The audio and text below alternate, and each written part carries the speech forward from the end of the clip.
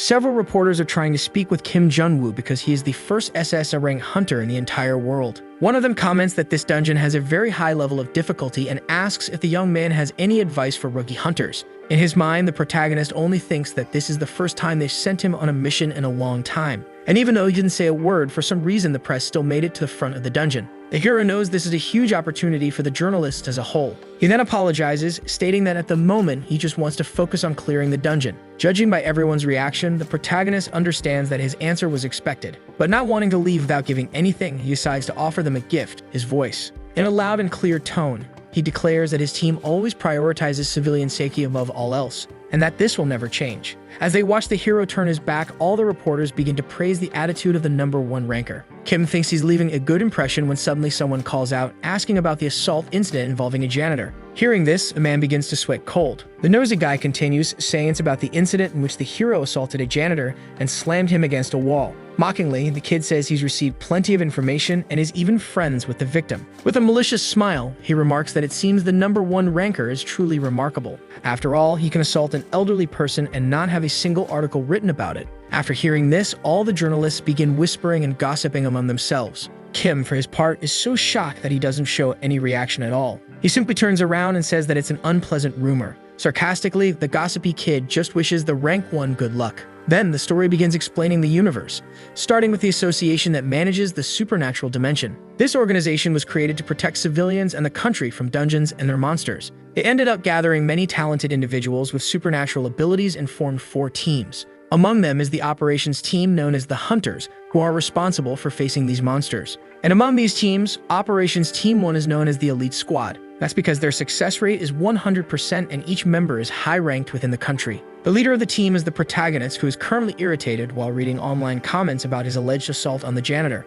Curious, a girl asks him what happened, and annoyed, he says he told her not to let that incident leak. Quickly, she replies that nothing was leaked, while Kim questions where that story came from. He also asked about the background of that reporter, but the driver explains that he was just an ordinary citizen. In disbelief, our hero wonders how that trash even knows about the incident. Then the driver suggests that the kid might be the son of the dungeon cleaning team's leader, Park Jum-ta. She also mentions that the biggest issue is that this isn't the only incident. The girl explains that multiple witnesses from other incidents are coming forward, and because of that, Lee should rest at home. Deeply irritated and with a terrifying look, Kim says he hates bastards who get in his way. He says the girl needs to do something about it because if this escalates, his reputation will be ruined. In response, she says she'll do her best. Changing the subject, Kim asks what the head of the association said about the case. The driver replies that the man hasn't said anything yet because he's busy, and Kim says he should be removed by the leader. He then says he needs to take action because even with all his achievements, the man will still act like this in the end. His partner then says that the hero's rank won't change even if public opinion is in chaos.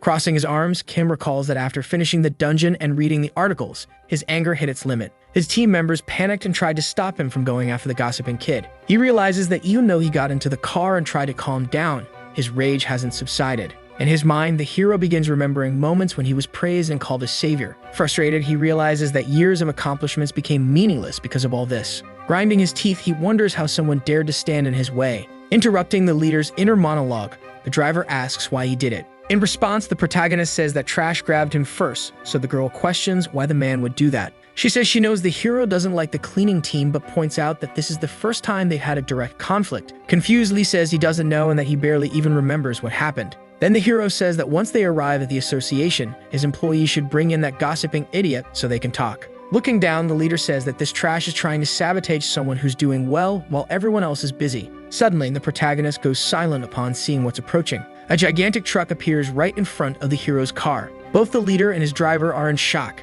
At that moment, the truck is dangerously close to colliding. Without thinking twice, the hero uses his time overdrive ability. Thanks to that, the car narrowly dodges the truck with ease. Sweet and cold, he realizes that if he'd waited one more second, the asphalt would have been stained red. Furious, the man demands to know if the idiot driver happened to have been drinking. Paralyzed, the driver says she doesn't know. Getting out of the car, Kim says he was already angry about everything that had been happening. Walking across the asphalt, he asks who the hell the truck driver is. However, several bracelets rise from the ground like Dr. Octopus arms. They quickly latch onto the hero's wrists. He realizes they're devices meant to restrain people with supernatural powers, which is why he can't move. Not giving him a break, the truck suddenly appears behind the leader. He starts to sweep cold again. Even while trying, he realizes he can't use his abilities. At that moment, his back is struck by the truck. The pain is so intense that he grits his teeth. Then another truck appears, heading straight for him. The two trucks collide, turning Lee into a human sandwich. The impact is so violent that an explosion erupts at the scene. At that moment, several people appear near the hero.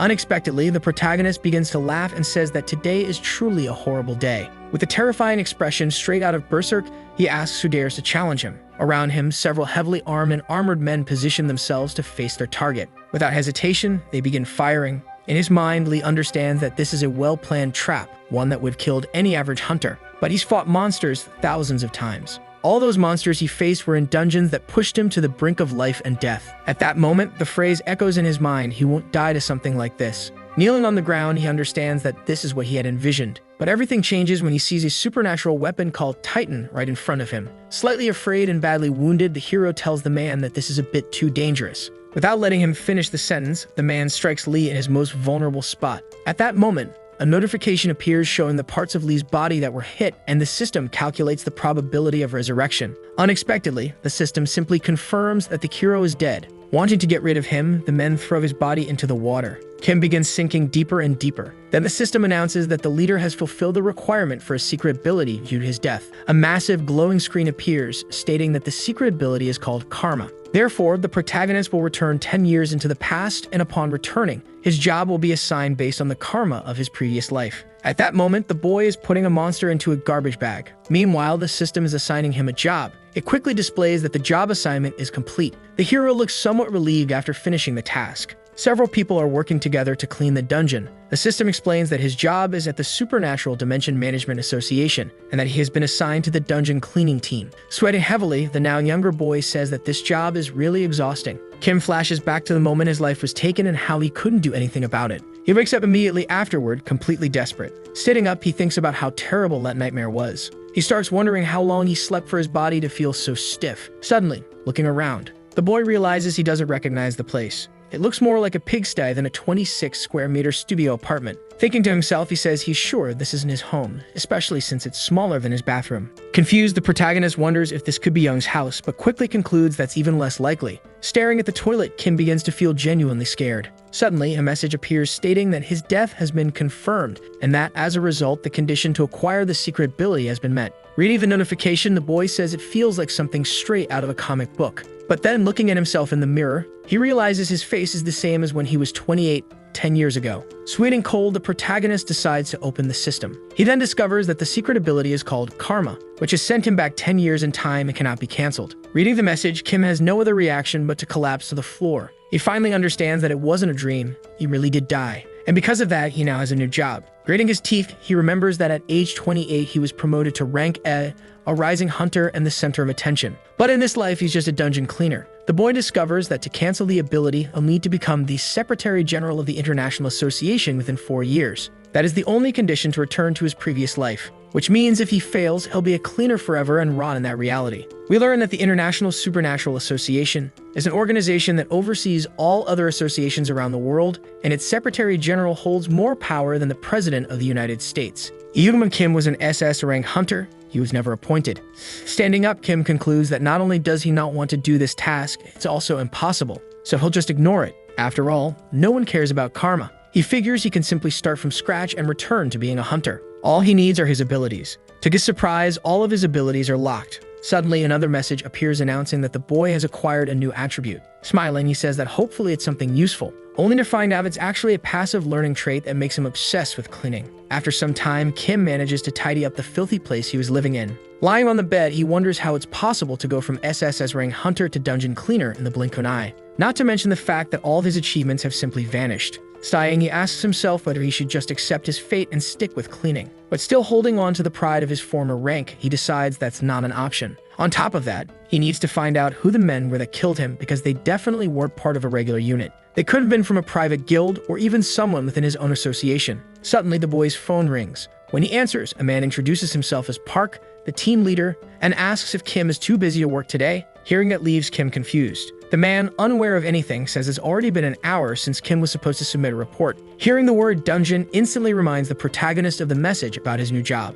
Laughing, Park says he knows the last job was rough, but this one will be easier. In the background, a young man comments that there are always some idiots who quit after the first day, and that if Kim knew how many people were counting on him, he'd be there. Hearing all this over the phone, Kim wonders how those cleaners can talk badly about someone like him. The team leader then tells the guys to be quiet because the protagonist might have a good reason for missing work. He then speaks directly to Kim, saying that if he's ever facing any difficulty, he should inform them ahead of time next time, using the number he just called from. Hearing the man's name again, the boy remembers where he knows him from. Park tells him he can take the day off to rest, but Kim says he's already on his way and will be there soon. Sometime later on the bus, Kim reveals that he was surprised to find he had no nice clothes at home and no luxury car, and that he couldn't call a cab because he didn't have a single cent in his wallet. This means his relationship with the world has changed and his assault on Park hasn't happened yet. Reflecting, he says he has nothing against the man, but if he was the one who ordered his death, things are different. Because he's sure something is off with the way everything happened. It's clear now that someone caused that accident on purpose. And he had an anti-supernatural device prepared to prevent him from using his abilities, along with a firearm designed for anti-monster combat and supernatural subjugation called Titan. It was far too expensive for Park to afford as a janitor, but that doesn't mean he couldn't have hired someone, especially since his son also seemed to hate him. Annoyed, the boy wonders if giving someone a little shove counts as assault now. It then says the man should have understood things back when he was still calm. We're taken to the moment when the fight happened, when Park introduced himself as the leader of the dungeon cleaning team. Curious, Kim asks what business the man has with him. Park says he heard that Kim had suggested a reduction in the number of janitors, even though they're already struggling to keep up with the workload using the current team. Kim, uninterested, asks if that's all. He then quickly adds that it was merely a suggestion. He has no actual authority. Park states that everyone knows how much influence the young man holds as a hunter, and that's why he's begging him to reconsider. In his thoughts, the protagonist admits he figured the suggestion would eventually reach the cleaning team, but he didn't expect such an irritating conversation. Out loud, he asks if Park knows that lizards cut off their own tails is a very inefficient defense mechanism. Yet when danger appears, they do it without hesitation, because that's how they survive. They don't care if it hurts, since it's a last resort.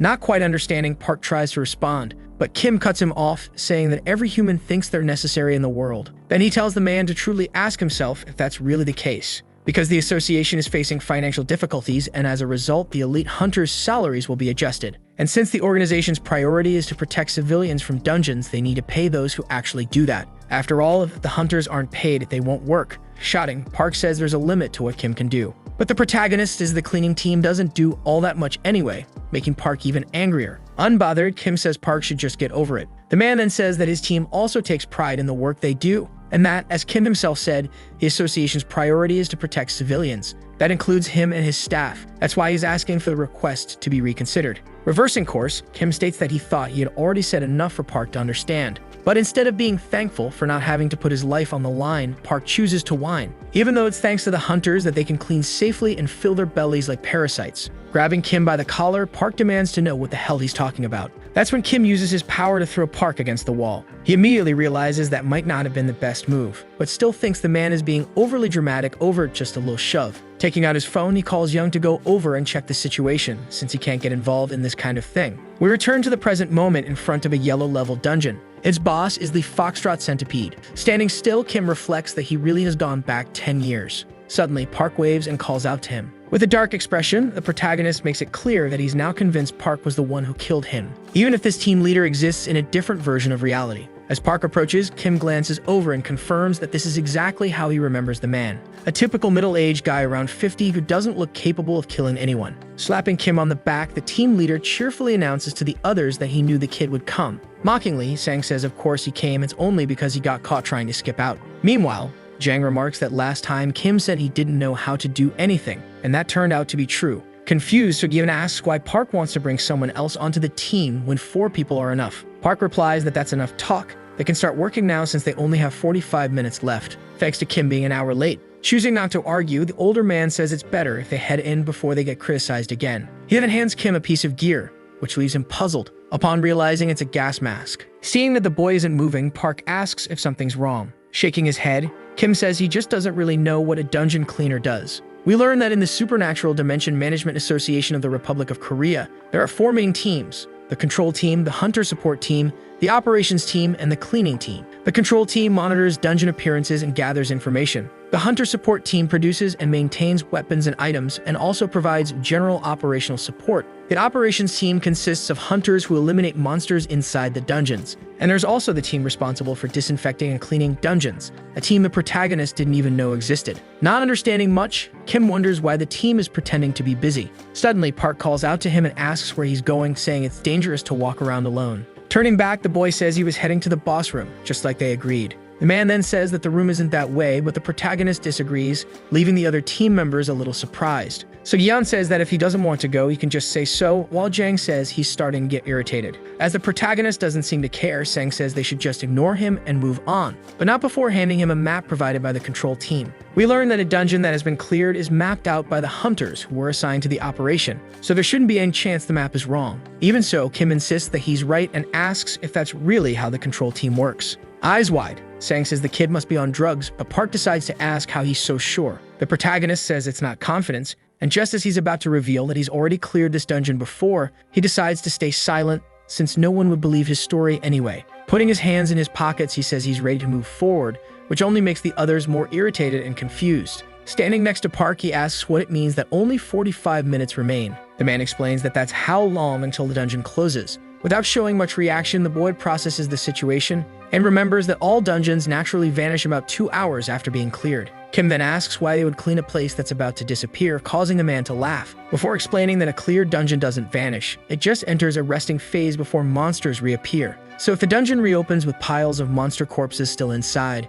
it becomes a problem because it's easier for hunters to get lost. On top of that, the gas released by rotting creatures is lethal to humans, and the pathways can get blocked. The protagonist says he gets it, but Park makes a point to say that their job is to help hunters focus on clearing the dungeon. It's a job to be proud of, because without them, there would be no hunters. Still, the boy thinks it's all nonsense. As the man continues explaining that their task is to remove monster corpses and clean up after the dungeon is cleared, and in some cases even rescue hunters, Kim scoffs in his thoughts, saying he's never heard of any of that in his life. Finally, the team arrives at the boss room marked on the map. Taking the lead, Sang decides to open the door, but when he looks ahead, something shocks him. It's absolute nothingness, because the boss room isn't there. Kim says he warned them that wasn't the right location, while the others try to figure out what happened. The protagonist then says they should just finish up and get out of there. But the team huddles together, analyzing whether they have time to clean everything in 22 minutes. Sang says it's better to do it and get criticized, and Jang agrees, as does So-yeon. Desperate, the boy asks what they're even talking about.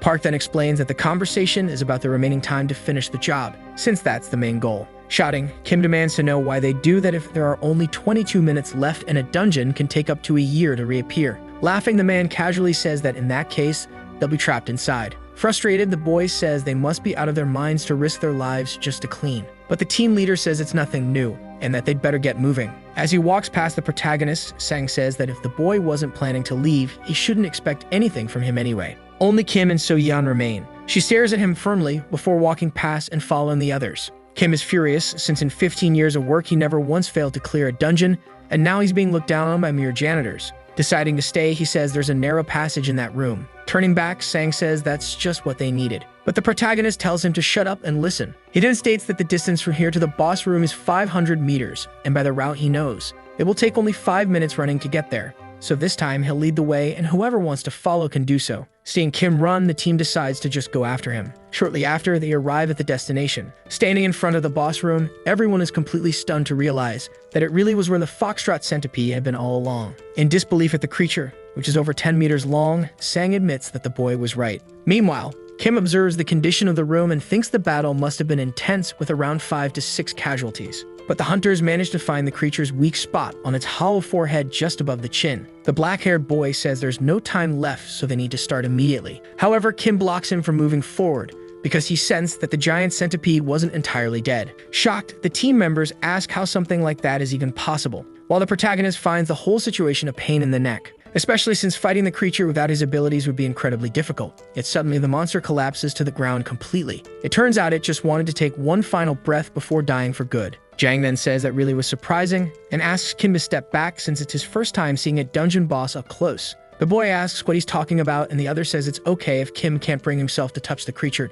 Given the look on his face, hearing that makes Kim even more annoyed. to the point that he wants to prove he can do something, so he grabs a knife. Seeing him approach, the team members ask what he's planning. Getting into position, Kim says that if the goal is to dismantle the centipede, they should do it properly so no one breaks their wrist. After all, the knife will only go through segments 3, 6, and 12, and since the mirrors still seem to be reacting, they should ignore it if the monster moves suddenly. Hearing those instructions, everyone is left speechless, but Kim asks if they're just going to stand there and watch. After some yelling and scolding, the protagonist says they shouldn't step on the creature's strawberry juice, it's way too sticky. Sang asks if Park showed the control team's file to the guide, but he says no. In disbelief, the young man says there's no way a rookie could know all that. The older man then says that information isn't even in the file, which leaves the cleaner even more stunned. Time passes, and we see that Kim's cleaning obsession skill is fully active, to the point that all that remains of the centipede are its bones. The protagonist sighs in relief after finishing, then wonders why the hell he feels so accomplished.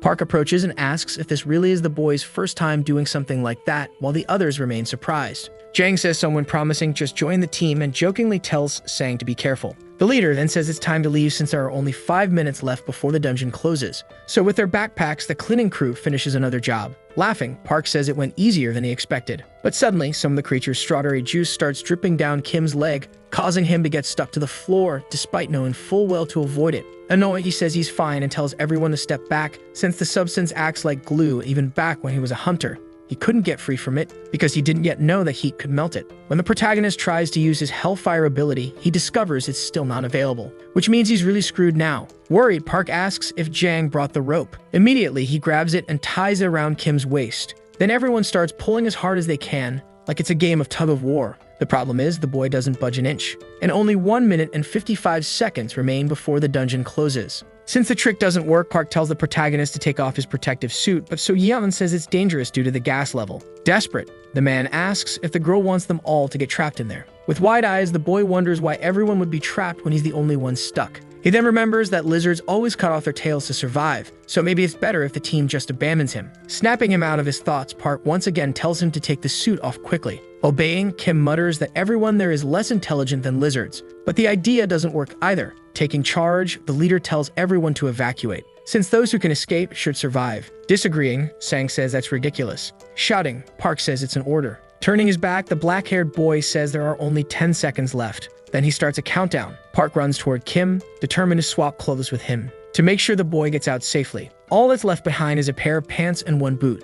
Outside, the rest of the team watches nervously, praying that their team leader comes out any moment. We see the two are almost there, but only 3 seconds remain, and the portal is almost closed. Suddenly, the portal vanishes, and everyone's jaws drop when they see the two made it out at the last second. Sang, So Yin, and Jang run over to Park, overjoyed. The man also smiles, while Kim lies on the ground in disbelief that he almost died in a dungeon with no monsters while cleaning. The team leader offers his hand and asks if the boy is okay, and adds that the gas level was lower than expected, and that he worked harder for his first dungeon of the day. Mouth wide open, the protagonist asks what he's talking about, only to find out that there are still 5 more dungeons left to clean. It's revealed that across the country there are 26 teams, and including freelancers, there are 11,300 registered hunters in Korea. On the other hand, there are only 5 dungeon cleaning teams, totaling 25 people. So each team must clean 33 dungeons per day, and if they're unlucky, even more than 5. Right from the very day Kim decided to go to work. At the end of the shift, someone suggests they have dinner together because of how hard the day was.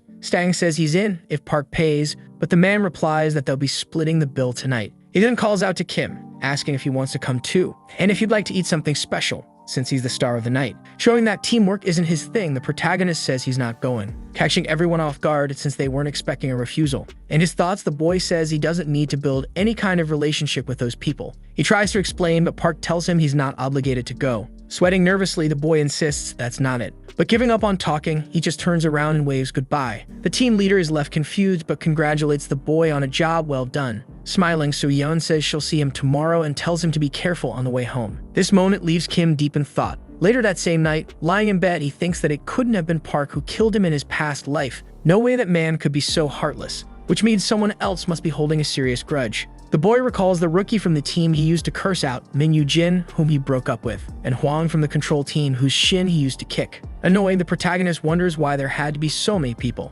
Then he says it doesn't matter anymore now that he's regressed. So if he really wants revenge, he needs to get rid of the karma skill and return to his past life. But to do that, he has to become Secretary General of the International Association, which will be very difficult now that he's just a lowly janitor and has no way to join the control team. Getting up, Kim decides to open the system. He realizes there was something he missed earlier that morning, the conditions for unlocking abilities. Laughing, the protagonist says that in that case, he doesn't need to stay a janitor, only to discover that all the conditions are tied specifically to the cleaning team. Furious, the boy crushes a water bottle in his hand, because now he'll have to make the cleaning team the very air he breathes. Then, seeing the discarded bottle on the floor, his cleaning obsession skill activates, confirming that yes, this is exactly what his life has become. Unable to control himself, the protagonist gets up and starts cleaning every bit of dirt he can see, all without being able to relax for even a second. Suddenly, a message appears stating that the Super Boost ability has been unlocked because the condition of 1 full workday was fulfilled. In no time, a week goes by and Kim is now taking packed, filthy buses every morning, which means he's been cleaning dungeons for a week. We find out that in 7 days, the boy cleaned 25 dungeons, used 60 liters of bleach, dismantled 30 monsters, and unlocked a few abilities, including the one that became available after completing his first day on the job. That ability is for mobility and highly efficient, but only useful when linked to other offensive skills. And since it can only be activated in combat, it's not even usable for training. Reflecting on it, the boy concludes that it's still better than nothing. However, earning 60 million won a year and being in the #1 profession in the country are extremely hard goals to reach, especially with a job like dungeon cleaner. And even though some conditions are easy, they're still a bit abstract. One of the least complicated is increasing the association's interest, which would have been easy to meet if he were still an SS rank hunter. But in his current state, who would believe the word of a janitor? A bit lost, Kim wonders if he should try reaching out to his former team to start building connections, but quickly concludes that it won't be easy to find those people. After all, Korea has over 10,000 hunters. Suddenly, as he looks out the window, the boy shouts out of nowhere, waking up the man who had been sleeping on his shoulder. He then says he missed his stop. Arriving at work, he asks why there are only 2 team members present. Sang says Kim is in no position to complain, and then explains that Park went out to buy supplies. The protagonist says they're 10 minutes late and the boy agrees, asking why Kim himself was late then. Kim says he missed his bus stop. Smiling, the black-haired boy says he brought coffee. Thinking about it, Kim notices how much the guy's attitude has changed compared to the first day. Deciding not to take the coffee, he heads straight into the dungeon. Sang then says that actually, the dungeon hasn't been cleared yet, proving that things don't always go as fast as the protagonist would like. In his mind, Kim states that this isn't a dungeon he's cleared before, but even so, it's at most a blue-grade dungeon. So there's no reason hunters should be struggling this much to finish the job. Sitting while he waits, he mutters that they're all pathetic and idiotic. He starts thinking maybe he should go in to help, but we soon learn that was a mistake. 30 minutes later, we see the protagonist furious about something. Specifically, the hunters taking forever to come out. Suddenly, several of them begin emerging from the portal and Kim concludes they must all be D rank. Not even worth the pay they get. Then, upon seeing long, dark hair, the protagonist recognizes a very familiar face. It's the hunter Minju, who looks more like an actress than anything else. We learn that the girl used to be a direct subordinate in Kim's old team. Now with wide eyes, you can't understand what she's doing there. Noticing she's being stared at, Minju approaches and asks if the protagonist has a problem with her. Nervously, he says no, while thinking that she was the last person he wanted to run into. And even though he's considering reconnecting with his old team, Minju is definitely an exception, since she hated him for no clear reason. Even more so after he suggested she retire because of her injury, getting cursed out with every word in the book. Even though he said it for her own good, the girl had too much pride, even if she had great skills. Suddenly, Soo-yeon calls out to Kim and asks if he knows the hunter he was staring at. Denying it, the protagonist says the girl just reminded him of someone. Nervously smiling, the cleaner says she only asked because of the threatening expression he was making, so she thought Minju might be an ex. Furious, Kim asks what she's talking about, but the girl says it was just a joke. Park arrives and asks what's with the weird atmosphere, but the protagonist says nothing happened. Sang then adds that the boy just ran into his ex. Trying to move on, the boy says it's time to work. Inside, they find that the dungeon is blue-grade and set in a civilian area, created out of buildings. Kim says the only thing he knows about the place is that the boss is a humanoid monster. He then remembers how he was bombarded with questions due to his extensive knowledge about dungeons. Park begins giving instructions and says it's important to check and clean every corner and crevice because of the type of dungeon. Meanwhile, the protagonist is supposed to follow him to the boss room. Sometime later, we see the team leader shocked at how human the boss appears. It's Vega, a creature that looks like a woman and is only 160 centimeters tall. The protagonist then says it's possible to carry the creature out without disassembling her, since doing so might be a bit uncomfortable. Finding that odd, Park asks why. But our boy says it's nothing, even though he feels something is off. After all, the Vega he knows isn't very dangerous as long as the hunter is aware of her quick movements. So Minju shouldn't have had so much trouble, since she's a powerful B-rank hunter, and could even be S-rank if not for her injury,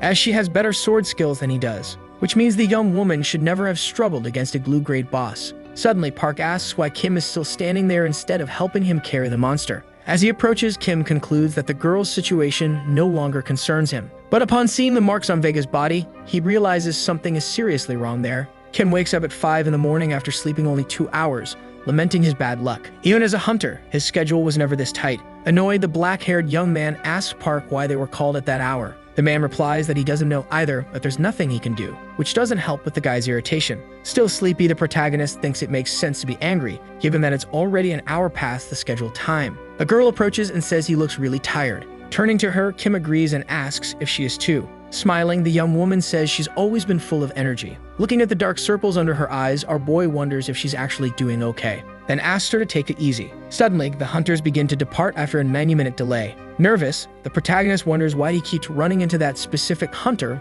with so many dungeons out there. The girl stops in front of him and they stare at each other, clearly showing how unpleasant that encounter is, even though they don't exchange a single word. Standing a bit further away, the huntress asks why the guy is in her way, which really irritates him. Looking back, Kim remembers what happened in his life 10 years in the future and wonders if he should tell the huntress. He then concludes there aren't many reasons to care about her. We return to the memories of our boy, from when he went to visit the young woman in the hospital, and got irritated that she didn't even bother getting up when he arrived. As he gets closer, he asks how someone who uses a sword can ignore a muscle inflammation like that, instead of improving her left hand use, since relying only on her right arm is what ruined her shoulder. Unafraid of him, the girl asks why he didn't warn her about it earlier. A bit surprised, Kim says she's only saying that because she regrets letting things get to this point. But since nothing can be done now, she can't continue in the profession and must retire immediately from that moment on. After handing her a paper, the protagonist adds that everyone at the association agreed with the decision, leaving the huntress with no arguments. Being rather insensitive, our boy says that if she pushes herself, even basic daily tasks will become difficult. Furious, the huntress insists her injury is nothing,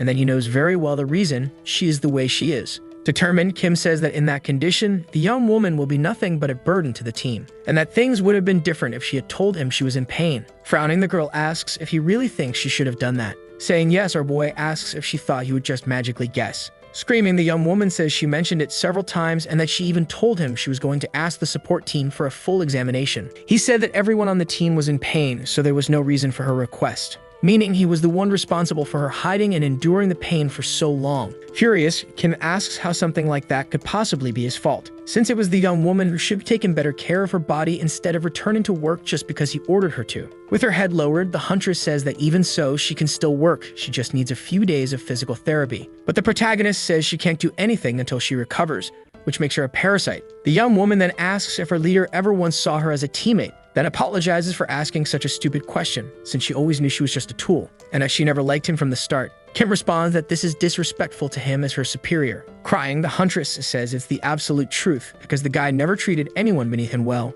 always looking down on everyone with that same condescending gaze, so she doesn't care about anything else he says. Then she slaps the protagonist across the face, and tells him to be born as a human in the next life and stop being such a bastard. Leaving his memories, Kim admits to himself that he really acted like a jerk. But he doesn't remember her ever telling him she was in pain, even though he knows he probably didn't care enough to notice, and that if not for that, she would have become a great hunter. Seeing that the girl's problem seems to be starting again, our boy says it genuinely bothers him, deciding right then to do something about it and get the huntress' attention, to tell her to strengthen her grip with her left hand. A bit irritated, the young woman turns to him and asks what he's talking about. Kim explains that when she holds her sword, she uses too much strength with her right hand, which puts a lot of pressure on her shoulder. That sooner or later it'll become overstrained to the point that she won't be able to be a swordswoman. So she needs to start using her left hand more to take the weight off her body, which will also make her stronger. Without showing much reaction, the girl just mutters, "All right." Our boy quickly realizes she's not taking him seriously since he's just a cleaner, choosing to simply walk away while asking her to get some tests done because she's smart and will know what to do.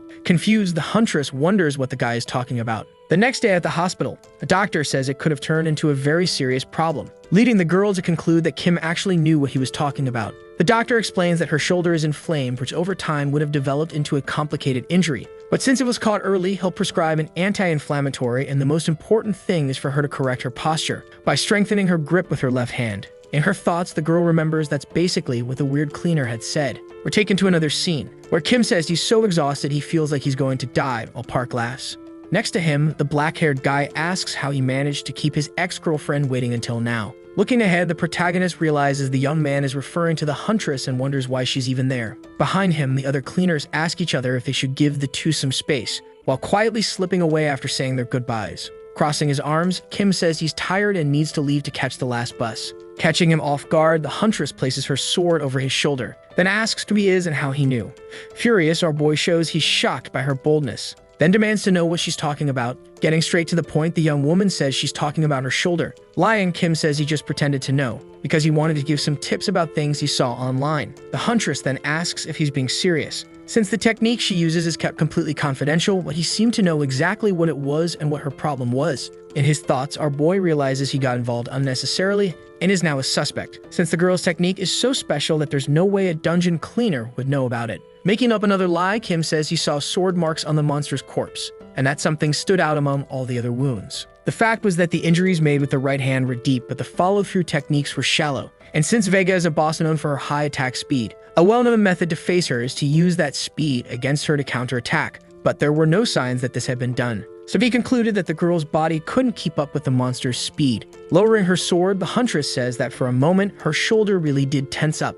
Kim then says those symptoms might be nothing in ordinary life, but he's certain that for a swordswoman, it's a different matter. Revealing in his thoughts that the reason he could give such advice is because he was the world's first SSS rank hunter. Shocked, the huntress says, just as she thought, he's a freelance hunter. Our boy then asks what kind of nonsense she's talking about. The girl says she heard that there are A-rank freelance hunters in Seoul who only reveal themselves in high-risk dungeons. The protagonist denies it, saying he's not a hunter. The girl then asks what he is. Mocking her, Kim asks if she can't tell just by looking that he's a cleaner, and that he needs to go because he has work the next day. Reflecting, he thinks that if he were a hunter, the girl would try to get something out of it, but that he's sorry to be just a dungeon cleaner now. Suddenly, the huntress says a loud thank you, making the protagonist whip around, because he never thought he'd hear that from Minju's mouth. Blushing, the huntress says something else, but we aren't told what it is. The next day in a large building, we see that the girl asked to take a break from work, which didn't make her boss very happy. Tapping his fingers on the table, the man asks if she wants to take time off just because her shoulder hurts a little, saying he didn't even know that was actually an option. Minju says she also plans to improve her skills during this time, but Lee Soo doesn't seem to believe her. When asked to tell the truth, the huntress says she'll try to learn some sword skills through private lessons. Lee then asks if the girl met some martial arts master or boyfriend. Annoyed, the girl says that actually her teacher is a janitor from the dungeon cleaning team. Perplexed, the operations team captain asks if Minju didn't have anyone better to hire. Showing her determination, the huntress says she'll figure out what's best for her on her own. The man then asks if it was that janitor who told her to get examined, catching the girl off guard. She concludes the leak must have come from the nurse she spoke with at the hospital. Angrily, Lee says that's ridiculous because a mere janitor can't teach a hunter anything. Minju says the guy hasn't even agreed to teach her yet. Yelling, the man asks if this is a joke and what she plans to do now. She simply replies that she'll ask him again. Realizing he won't be able to change her mind, Lee asks her to return in a few weeks, before the mission to finish clearing a large-scale dungeon. Bowing her head, the girl thanks him and leaves the room as requested. Alone, the captain says the organization is really going backward and that no one can find out about this, especially the captain of Team 2. So he needs to talk to the cleaning team, even though just hearing those words makes his stomach turn. Upon being answered, a man introduces himself and asks to speak to the executive director of operations because he has something important to report. A few days after that conversation, we see someone wearing a mask coming to themselves. It's Kim, cleaning a dungeon. Further off, his colleague says he must have finally lost it. We find out the protagonist is happy because one of his skills was unlocked without him doing anything. Park approaches and says he doesn't want to interfere in the guy's personal life, but why is that young woman here with them? Kim simply says he was the one who brought her. Shouting, the man says he knows that. The protagonist explains that since they don't know when Weijang will return, he thought of bringing someone to help. Park reveals his concern is because the girl is a hunter, while the guy thinks taking Minju along wasn't really his choice.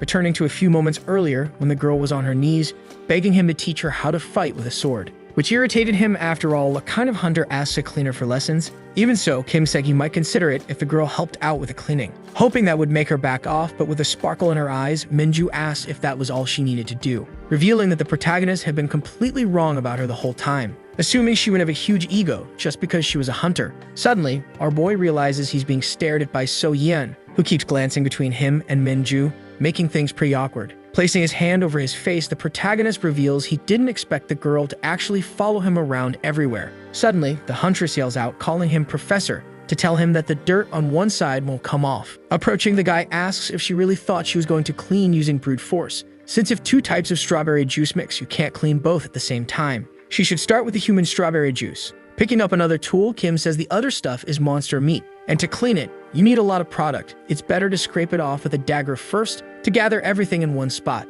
then clean the dagger afterward, since it might end up corroded by the monster strawberry juice. After listening carefully, Minju says she understood. Watching her expression, the protagonist asks if something's wrong and if she doesn't want to do this job. Showing she's not going anywhere anytime soon, the huntress says she was just thinking about how deep cleaning really is. Approaching, Park says it looks like our boy is now a full-fledged cleaner. Suddenly, Kim's eyes widen as he thinks that there's nothing good about this situation for him to be smiling about. He used to be an SS rank hunter, and now he's proud of becoming a complete cleaner. The team leader then says the huntress is doing really well for someone who's never done this before. Watching from a distance, So Yen doesn't seem to like any of it, but still decides not to say anything. Sometime later, we see the girl calling Minju to go with her to another part of the dungeon. Park worries about the number of corpses, but the cleaner says it's the perfect opportunity to work with a hunter, and that both of them will be back soon. The black-haired guy talks to Kim, saying he's sure Minju will win. Without hesitation, our boy says he thinks so too. Meanwhile, So Yeon wonders what she should do now, that she brought the girl there purely on impulse. In her thoughts, she tries to understand why she did something she'd never done before. Suddenly, Minju turns and says the girl looks really tired. Smiling, she says she's fine. Surprising the cleaner, the huntress says she doubts it. So Yeon then reveals that she hasn't been sleeping well these past few days, and before saying why, she says it's better to stop talking about herself and talk more about the huntress, since she's never had the chance to chat with one before. Showing she's just a regular person, the young woman says there's nothing interesting about her except that she followed in her father's footsteps, who was fired due to a shoulder injury after his superior said people shouldn't fake illness and should just do their job properly. So afraid of what others would think and of becoming a burden, he endured the pain and kept working. So Gyeon says it's unbelievable that the man's coworkers just accepted that and did nothing. But Minju says there are no coworkers in the association, just people ranked above or below you. And since her father was a middle-aged B-rank hunter, nobody cared enough, which turned him into a replaceable tool. The girl goes on to say that the entire association is like that, a place where hierarchy is everything, and that it's the same with the hunters she works with, except in the cleaning team. After all that, the two young women fall silent. Suddenly, Minju asks if her colleague is interested in Kim. Blushing, the girl asks if it's that obvious. Smiling, the huntress confirms and says anyone can see it, making So-yeon even more embarrassed, as she says the guy is good at his job and has a strong sense of responsibility, even though he didn't do anything on the first day, and that he knows the dungeons and the monsters like the back of his hand, being more accurate than the information provided by the control team. Thinking about it, the huntress concludes that the protagonist is definitely not a regular cleaner, because he knows so much, which is more than enough reason not to let him slip away. Looking at So-yeon, Minju tells her not to worry because she's not interested in the guy like that. She only follows him around everywhere because she's so used to the association structure. That's why she needs to get stronger, and for that, she needs Kim's help. With wide eyes, the cleaner asks if the girl is saying that she's not the guy's ex-girlfriend. Sometime later, the trio of cleaners notices the girl's returning, and that apparently the two became really close out of nowhere. Park then reminds everyone that, as mentioned before, the boss here is a monster with deadly poison,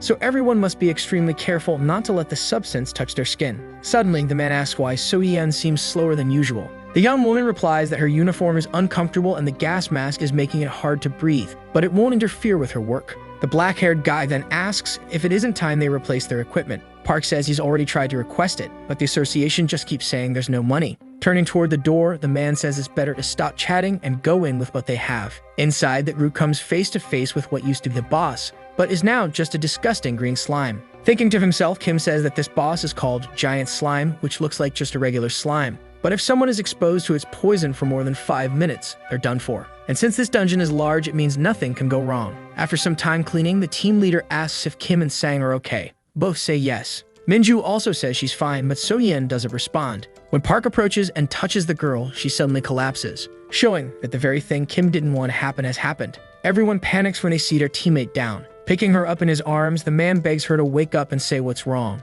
Screaming, Sang says she doesn't look good at all, and that her air purifier is probably broken, given the tear in her protective suit. Blaming himself, the protagonist says he should have told her to be more careful, because now it's too late. There's no way the support team can get there within 5 minutes to apply the antidote. We learn that when someone is poisoned by a giant slime, they feel unbearable pain all over their body before the worst happens. Without moving, the protagonist calls out to Minju, who responds immediately. He then asks her to grab her sword, which terrifies the swordswoman. Furious, the team leader and the black-haired guy ask what his problem is, and that if something happens to So-yeon, it won't just stand by. But the protagonist insists that the hunter hurry. Sometime later, we see him telling Min-ju that it's not difficult. She just needs to make a quick cut, but not on the poisoned girl, on him. Completely confused, Park begs the guy to obey him, saying the girl is in terrible shape. Even without knowing the reason behind the request, the swordswoman decides to do what the protagonist asked. She then extends her right arm to summon her weapon, causing a bright blue light to radiate through the whole area. At the same time, her ability is activated.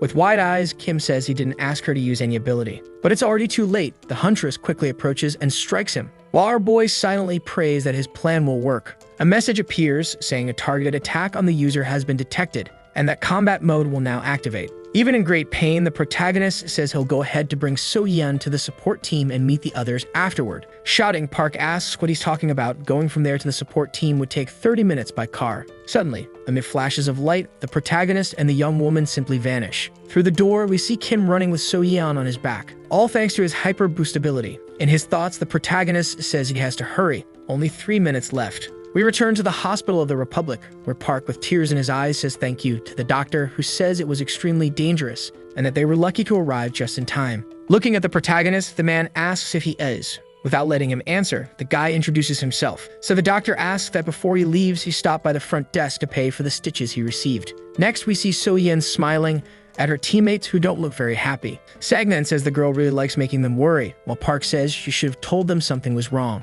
Angrily, the black-haired cleaner asks how old their equipment even is. After being scolded by the leader, the guy says he has every right to complain because not changing protective gear for over a year is too much. He then yells, asking if he's saying anything that isn't true. Noticing Minju's presence, Sang says he's not trying to say it's the hunter's fault. Park then tells So-yeon she should take the chance to rest while he takes care of the incident. Out of nowhere, Kim begins leaving the room and when asked, says he's going to get some fresh air. Thinking as he walks, he says the girl had an accident because of old equipment. Then admits that his plan worked even better than he expected. So now is the perfect time to suggest a budget increase for the cleaning team. Since if he pressures the association using this incident, it'll have no choice but to provide support. Back in the room, So-yeon asks what's wrong with Kim. Park says the guy is probably just upset. Worried, the girl says it's all her fault for causing trouble. But her leader says that's not it at all, then reveals that the guy got hurt. And even though he's hot-headed, it's clear he cares about his teammates. Hearing everything, Minju thinks to herself that she really has a lot to learn from the guy who sacrificed his own body just to save someone.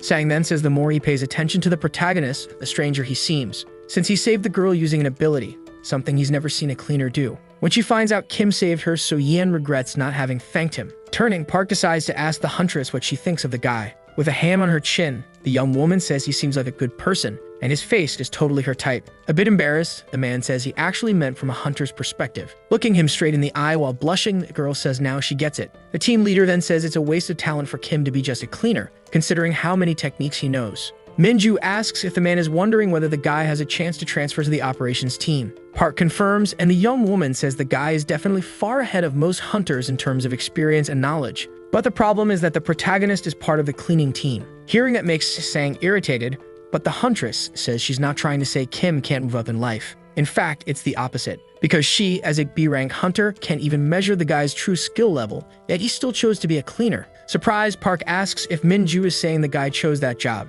She says yes, since she can't think of any other reason. The man then asks why Kim would do that. Taking a guess, the huntress says he probably has amazing skills but doesn't want to get involved in the hierarchy of the association or the hunters, so he shows the camaraderie of the cleaning team instead. Park then says that if that's the case, he won't bring up the department transfer again. Ruining the mood, Sang says that if the guy cares so much about his teammates, then he must have gone to the association to complain about the accident, which makes Minju worried. Meanwhile, there's the protagonist, standing in front of Seamin Shuk, the director of the Seoul branch of the Supernatural Dimension Management Association. The man asks who the guy is, and he replies that he's a cleaner. Seamin then asks if the young man is really requesting a salary increase for the cleaning team. Upon hearing a yes, the man starts tapping his fingers on the table, then folds both hands near his face. We learn that this man is the top figure at the Seoul branch, after his group merged with the association through connections. Coldly, the man says the guy should have gone to the administration department to deal with that matter. Kim then asks who would be the hunter going out to kill the monsters one by one instead of just taking down the boss and ending the fight. Seamin then questions if he's a hunter,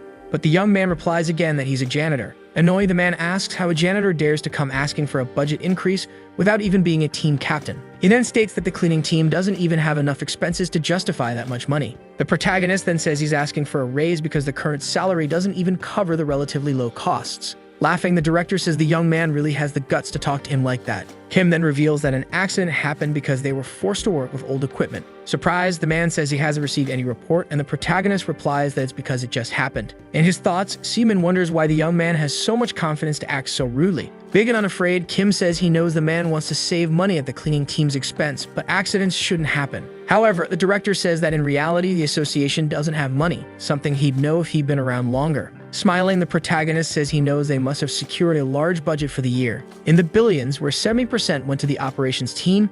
Stammering, the man asks how he knows that. Without answering, our boy says he knows the association won't use all the money and should give it to those who need it. Mouth agape, Seaman asks who the young man really is. With a smirk, the protagonist says for the third time that he's just a janitor, and that as the branch director, the man should consider his own position, since it's only been 2 months since he got promoted. Given how poorly the cleaning team is already treated, it would be bad if citizens found out about the accident. Irritated, the director asks if that's a threat, but the young man says he's just stating the facts. Cornered, Seaman says he understands the situation, then asks how much of an increase Kim wants, and our boy says the director can choose, since only a budget increase is mentioned as the condition to unlock the ability. Turning his back, the protagonist says he's leaving now, but the man asks him to wait, because he wants to know if he knows the hunter Minju. Intrigued, the protagonist asks why. Smiling, Seaman says that apparently that's a yes, and in that case he'll review the raise and get back to him later. Kim says that's fine while wondering what that was all about. As soon as the young man leaves, the director decides to make a call, showing he didn't believe the janitor's story.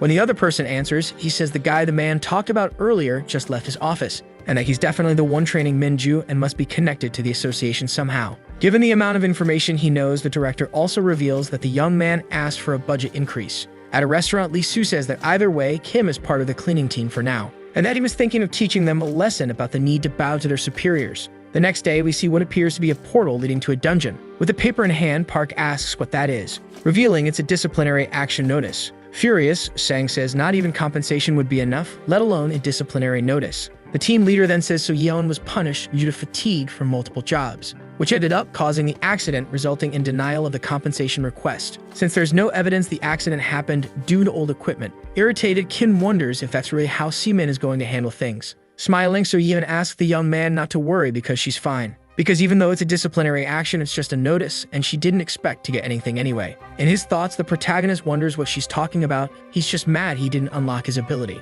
Approaching, Sang says even so, he sees the young man differently now, because he heard Kim was very brave and went to speak to the director face to face. Very confused, Kim again wonders in his mind what these people think of him. But the group starts to walk away as Park says they need to think about the young man's good heart and work hard. Before following them, our boy tries to understand why the higher-ups decided to go to such extremes. Suddenly, Minju interrupts his thoughts by asking if all of this is her fault, since when she asked for vacation, she told the captain about the cleaning team. And because he's older, he must have seen it negatively and decided to teach her a lesson. With wide eyes, the protagonist asks what the name of the young woman's captain is. Intrigued, the hunter says the man is the first captain of the control team and his name is Lee Soo-yeon. We find out that Lee achieved that position through connections and without any talent. With a small grin, the protagonist says he knows the man and that this was to be expected. Picking up the pace, he calls Park's attention to inform him that he'll be using his day off. We're taken to Samseong Station, where a couple is walking down the street on their way to find a place to eat. Suddenly, a massive explosion occurs,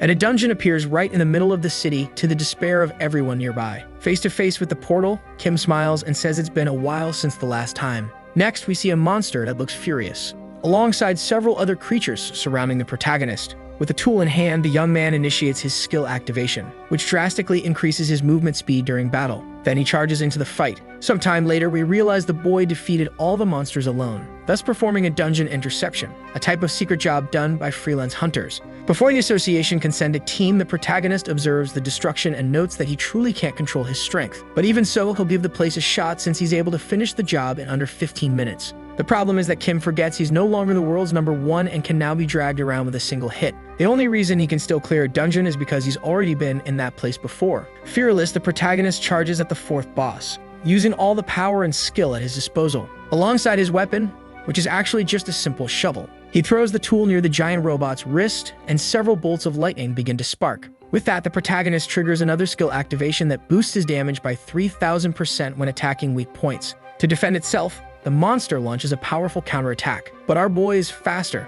Suddenly, there's a massive explosion, With another victory, we learn this is the 4th dungeon Kim has cleared in a single day. And since an operations team hunter clears this amount in a week, he's doing pretty well. Upon leaving the place, he overhears 2 guys commenting that the association lost 4 dungeons to an unknown individual. So now they'll have to stand guard. Noticing the protagonist, the men say he won't get away once he's caught, since doing this can result in either dismissal or a fine if the person is lucky enough to escape. After finishing another dungeon, Kim says he loved to see the hunter's shocked expressions. But after 2 days off, he realizes the one with the shocked face is himself. When he returns to work and comes face to face with Lee Soo. Approaching, Park asks what the man is doing there. He replies that it's a field trip, since it's sometimes necessary to interact with other teams to build camaraderie, then states that no one there should worry about his presence and should just work as usual. In his thoughts, the protagonist says that visit can only mean the man suspects he's behind the interceptions. Trying to ease the tension, the team leader says that in that case, he'll go get protective gear for Lee, who replies that there's no need since he'll keep his distance. Sometime later, we see that cleaning will take longer than expected.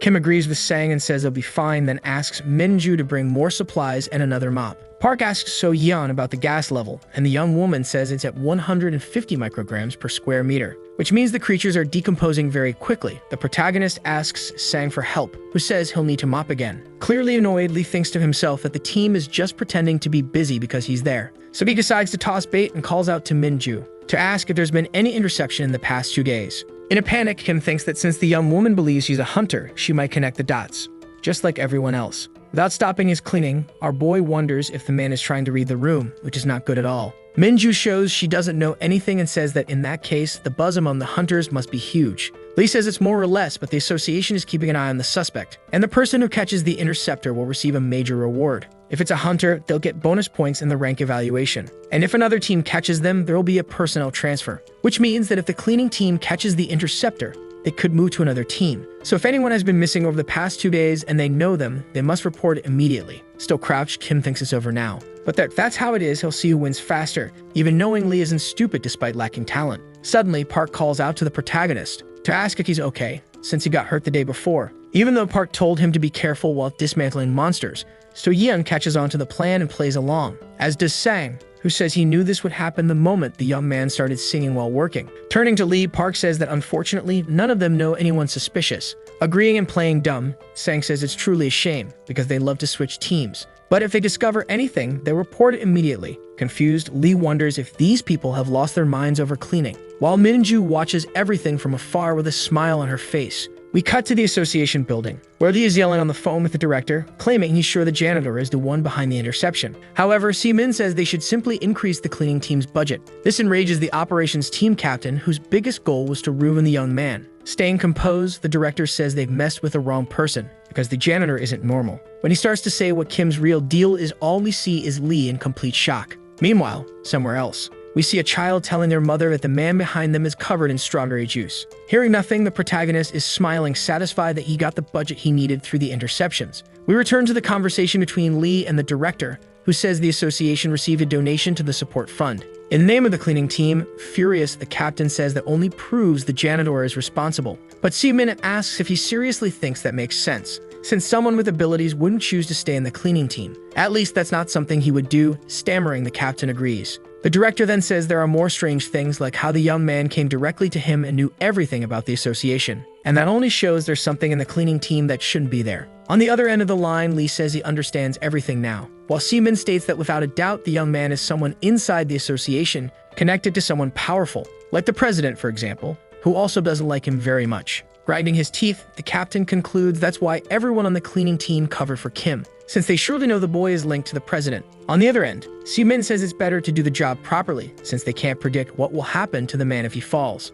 Meanwhile, somewhere else, Park says everyone did a good job, and we learn that apparently they handled the interception case. All that's left is for the support fund deposit to be reflected in the budget. Suddenly, something catches the protagonist's attention. It's a pile of boxes and no one knows why they were delivered. Upon opening them, Sang and So Yeon find new protective suits and gas masks, as well as gloves and supplies. Confused, Park wonders if headquarters sent all that. Kim thinks that apparently his plan worked and that the official letter probably says the support package was sent by an anonymous benefactor. However, the team leader reveals that the budget increase was 200 million, not 20, which is what Kim deposited. With the letter in hand, our boy wonders why they sent 10 times more than his deposit. Sang grabs the letter and begins to read. revealing that the association concluded the equipment deterioration caused the accident, and that because of this, a salary increase has been provided even if it's small. Hearing that leaves everyone speechless. But to make things better, the letter also states that So Yeon will receive 100 million won as compensation for a work accident. Crying, the girl looks at Kim and says that it's impossible, but the young man insists he wasn't the one responsible. Smiling, Park says he's never seen the association reverse a decision in all the time he's worked as a janitor. The protagonist then asks if the man doesn't find that strange, but he denies it, saying it's all explained in the letter. Perplexed, our boy asks if that means they don't need to know who did it. Everyone smiles and says that's exactly it. The team leader adds that they need to carry all the boxes to the office, a place Kim didn't even know existed. Curious, Minju asks where the office is, because she'll help the protagonist carry everything so they can go home. Park disagrees and says they'll all carry things together. The girl says it's fine and asks the young man what he thinks. Annoyed, the protagonist asks if he can't say no and just leave. Shortly after, a message appears saying that the skill Hellfire has been unlocked due to the budget increase. Smiling, our boy says that if things keep going like this, he'll be able to leave the cleaning team soon. Suddenly, the hunter appears and asks if he was the one who made the interceptions over the last 2 days. Staring at the girl, the protagonist asks what she'll do if he says yes. The young woman then tells him not to worry, because she won't do anything, then asks if he's also the one responsible for the cleaning team's support fund.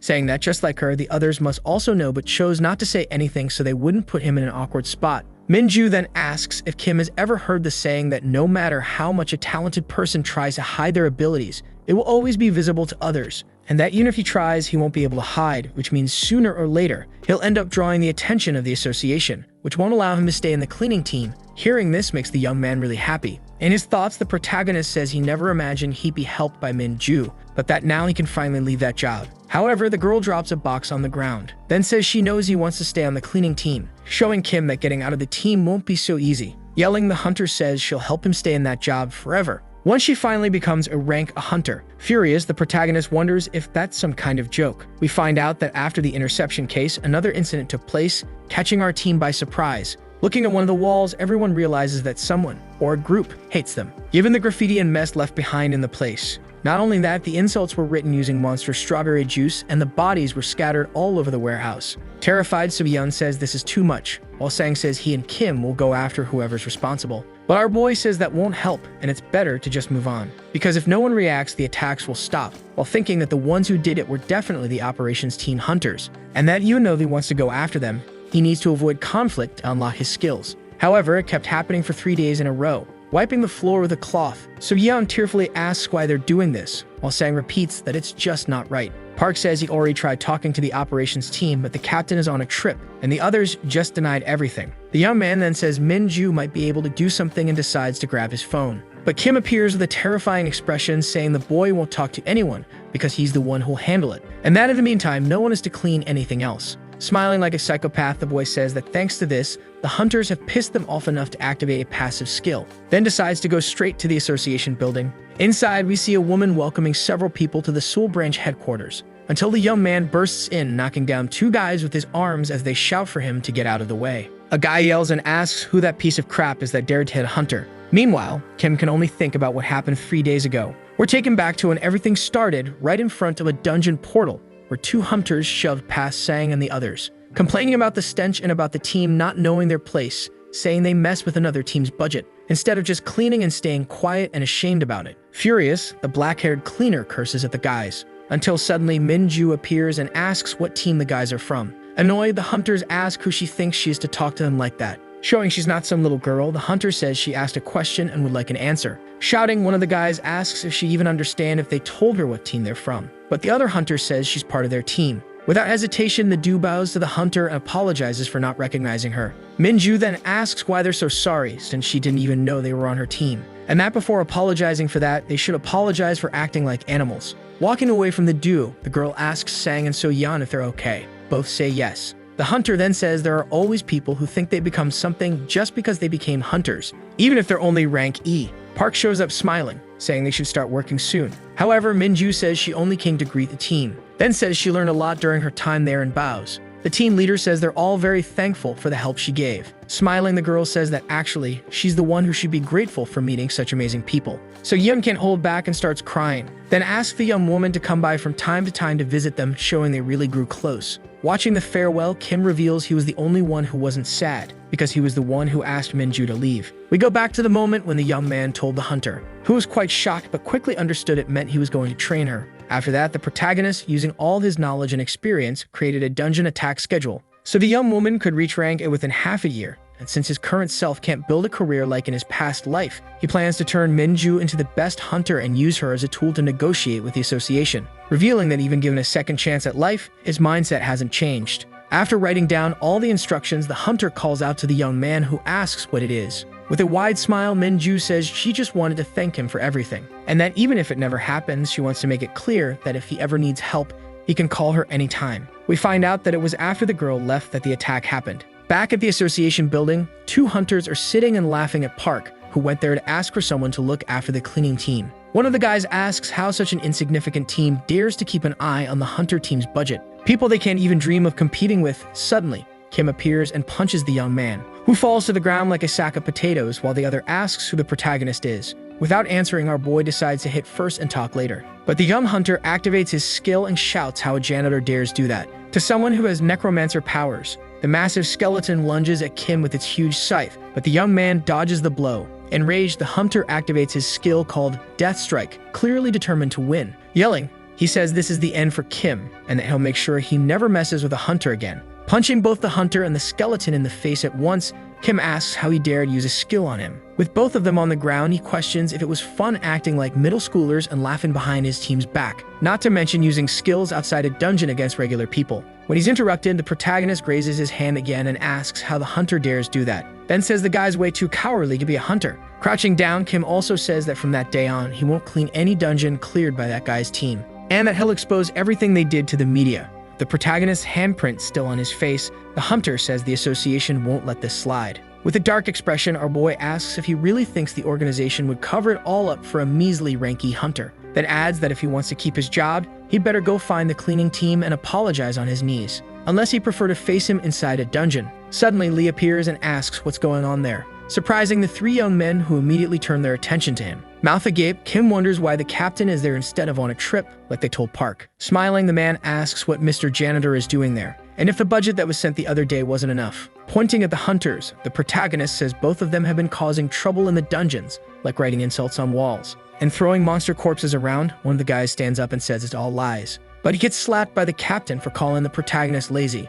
Smiling, the man approaches Kim and says he'll apologize on behalf of the hunter. Even though he doesn't understand any of it, our boy asks Lee to please be more careful in the future, leaving the room right after as the captain tells him to take care. Glancing sideways, the protagonist adds that it would also be nice if those guys never showed up in front of him again, bringing an end to all that mess, even though the captain's sudden change in attitude keeps haunting the young man's mind. When he mentions it to Minju, she says she doesn't recall anything in particular. The protagonist then says the guys really did apologize and he's sure it won't happen again. The hunter replies that even if they wanted to do something, they can't anymore, because they were recently fired. Eyes wide, Kim clearly wasn't expecting that, and starts wondering once again why Lee was so friendly that day. To make things worse, the next day, the cleaning team finds a group of hunters in front of a dungeon bowing and thanking them for their hard work. Even though confused, the protagonist says they all did a good job too. We find out this kind of behavior continued for several days.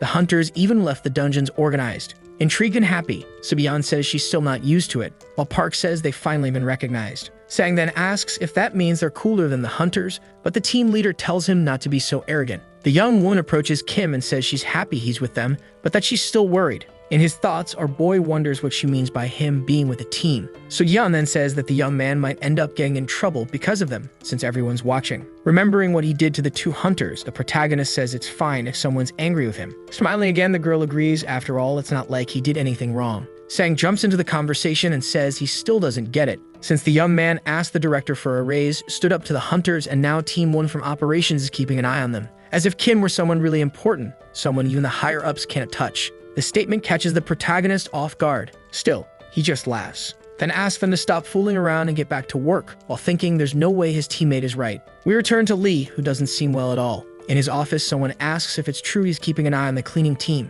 and that Team 1 from operations was placed to monitor them, We discover the mocking voice belongs to Lim Dong-bin, captain of Team 2. Yelling, the man seated says Lim doesn't know anything and should just stay quiet. Climbing on the desk, Lim asks if the president is aware of the situation, then says that if Lee worked like he did, he wouldn't need to worry about this kind of thing. Furious, the captain of Team 1 says that if he's done, he can leave. But the chubby guy says he'll take care of everything, and that he'll play the boss's role for him, to get rid of the janitor who's been a pain in the neck. With a cookie in his mouth handed to him by Lim, the man asks what exactly he's going to do. With a wicked expression, the captain says he'll simply do what needs to be done, because not even the president can cover up a mistake like this. Revealing that he's going to set something up to blame the cleaning team, staring at Lim, Lee wonders in his thoughts what will happen to the group, while Lim gives an evil grin. Turning around, the chubby guy asks if his colleague really wants to take care of the cleaning team for the rest of his life. Hearing that ends up convincing the captain of Team 1, who then asks what the plan is. Lim says it won't be hard at all, since the captain's team has a big job coming up the following week, with the multi-layered dungeon in Yangdongpo, which opens only after defeating the boss of the first level. We find out that even though it's ranked as a normal dungeon, the difficulty rises because no one can leave until all bosses are defeated. It requires 1 month of preparation. After explaining the plan, the captain of Team 2 says he'll handle the rest. But Lee yells and asks if that isn't going too far even for him. Unbothered, Lim says the director already gave permission, so they'll talk later. Leaving Team 1's captain even more frustrated, since Lim is the kind of guy who steals others' work and takes all the credit. Thinking it over, Lee says that if the man takes care of the cleaning team, that'll be one less problem for him. That agrees to join in as long as it's kept secret and nothing comes back to bite him. Laughing, Lim says he also heard about a rising girl from Lee's team, someone named Minju. Smiling, the captain asks his colleague to hand the hunter over to his team, while Lee wonders where the man even heard about that. Sitting back down, he tells the Team 2 captain to go talk to the girl directly. After their conversation, we see the city's streets. Sitting on a bus bench, Kim is smiling as he reads something on his panel, revealing that unlocking his skills just got easier. Then he thinks there must be a reason why no one else has joined the cleaning team. While he checks the missions he still needs to complete, he chooses one that tells him to increase public interest in the cleaning team. Suddenly, he gets a call from Minju and asks if something happened. The girl says she was chosen as the mission leader to clear a multi-layered dungeon. Kim then says that means her value as a hunter is rising. But the hunter says she called because she heard that the cleaning team will be part of the operation. We return to the association building, where hunters are complaining about a pay cut, all thanks to the cleaning team. And that even so, they can't lay a finger on anyone. One of the guys then tells the others to keep their voices down, since the group is right there, so Yeon then asks Park if he's really okay, and though shaking, he says yes. Laughing, one hunter says that even dogs like them know when to sit down and listen. Curious, the protagonist asks why they didn't call Team 1 to handle that dungeon alongside them. Minju says that Lee passed the project to Team 2. Surprised, Kim asks why he would do that, but the girl says she doesn't know. Suddenly, Lim bursts through the doors. Smiling, the man asks how everyone is doing, then announces that they'll be handling the Yangdongpo operation. Mouth wide open and eyes staring, our boy shows he can't believe that guy is the leader of Team 2. We learn that this man is responsible for stealing several of Kim's past jobs and is infamous for it. Seeing him tremble, Minju and So Yeon ask what's going on. Our boy tells the hunter to stay away from Lim because he's human garbage. Up front, the man says the operation will last 24 hours and no one can leave without defeating all bosses. So if anyone who doesn't want to participate, they should speak up now. Since no one says anything, the captain says they can now go over the operation plan, which involves dividing the hunters into 3 groups to speed up combat time. Because if they take too long, the monsters will begin to release more toxic gas, which the cleaning team will have to eliminate since they'll also be there. And since it's a big operation, he'll be offering a bonus for the hard work. Park says it's all good and that they'll join in. In his thoughts, Kim says there's no reason to refuse. After all, it's a great opportunity to work with the operations team, which could allow him to unlock another skill. And since he's part of the cleaning team, if he doesn't take this chance now, he might not get another. Even with all those thoughts, the protagonist says out loud that he can't do it, catching Lim completely off guard, who doesn't even realize he has an enemy right in front of him. After the meeting, the rest of the cleaning team tries to figure out why the protagonist refused to participate. Park then says maybe Kim is worried about them. Minju reveals that she's also worried since the operation will be very difficult due to the number of dangerous monsters. With tears in his eyes, the team leader says that in that case, they should follow the young man and refuse too. Without hesitation, the others agree, getting emotional at such kindness. Laughing, Park says the boy truly has a good heart and that the final decision is made. Catching everyone by surprise, the hunter says she'll back out too. So Yeon says she can't do that since she's the mission leader, but Minju says she didn't even like the idea to begin with. Besides, she can't betray her teacher. In moments like these, it's best to follow the master's teachings. The cleaning team leader says she's absolutely right. Later, still inside the association building, we see Lee smiling with a crazy look on his face. thinking about how funny Lim's reaction must have been when the cleaning team refused to participate. Walking into Lim's office, the captain of Team 1 says he warned him he messed with the wrong person.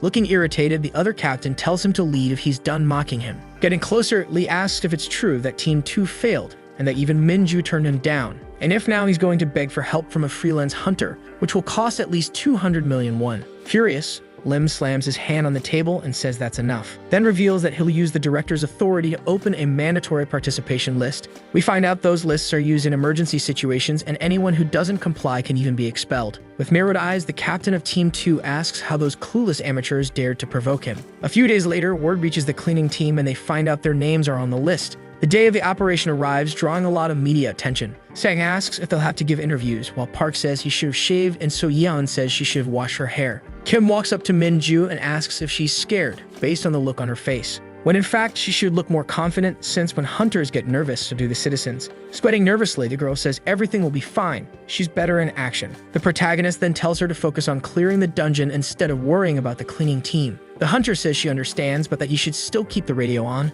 Our boy asks if she's going to keep calling him for help, but the girl doesn't reply and just stares at him as if saying yes. With no way out, the protagonist says that if she starts to feel like dying, she should let him know. Park yells that it's time to check if everything's ready and if they packed everything. So Yeon says they have hydrogen peroxide, diluted hydrochloric acid, 10 liters of saline, plus a vacuum compressor, EVA foam packets, and plenty of food and water. Satisfied, the team leader says that even though it's a tough operation, they should work like it's just another day. Two hunters notice the team's moment of motivation and start laughing. Lim finally arrives and says it's wonderful that the beloved cleaning team and the operation leader Minju have arrived. He then wishes them good luck. Politely, the girl says she wishes them luck too. Stohima asks why the hunter is participating if she's the leader. Kim says it's not common, but it happens when a hunter is considered good enough. In his thoughts, the protagonist admits the girl does have the qualifications, but there's another reason Lim wants her in there. It's that the man doesn't know how to do anything except sit back and take the credit later. Lying, Lim claims he'll look after everyone, and if anything happens, they can just tell him.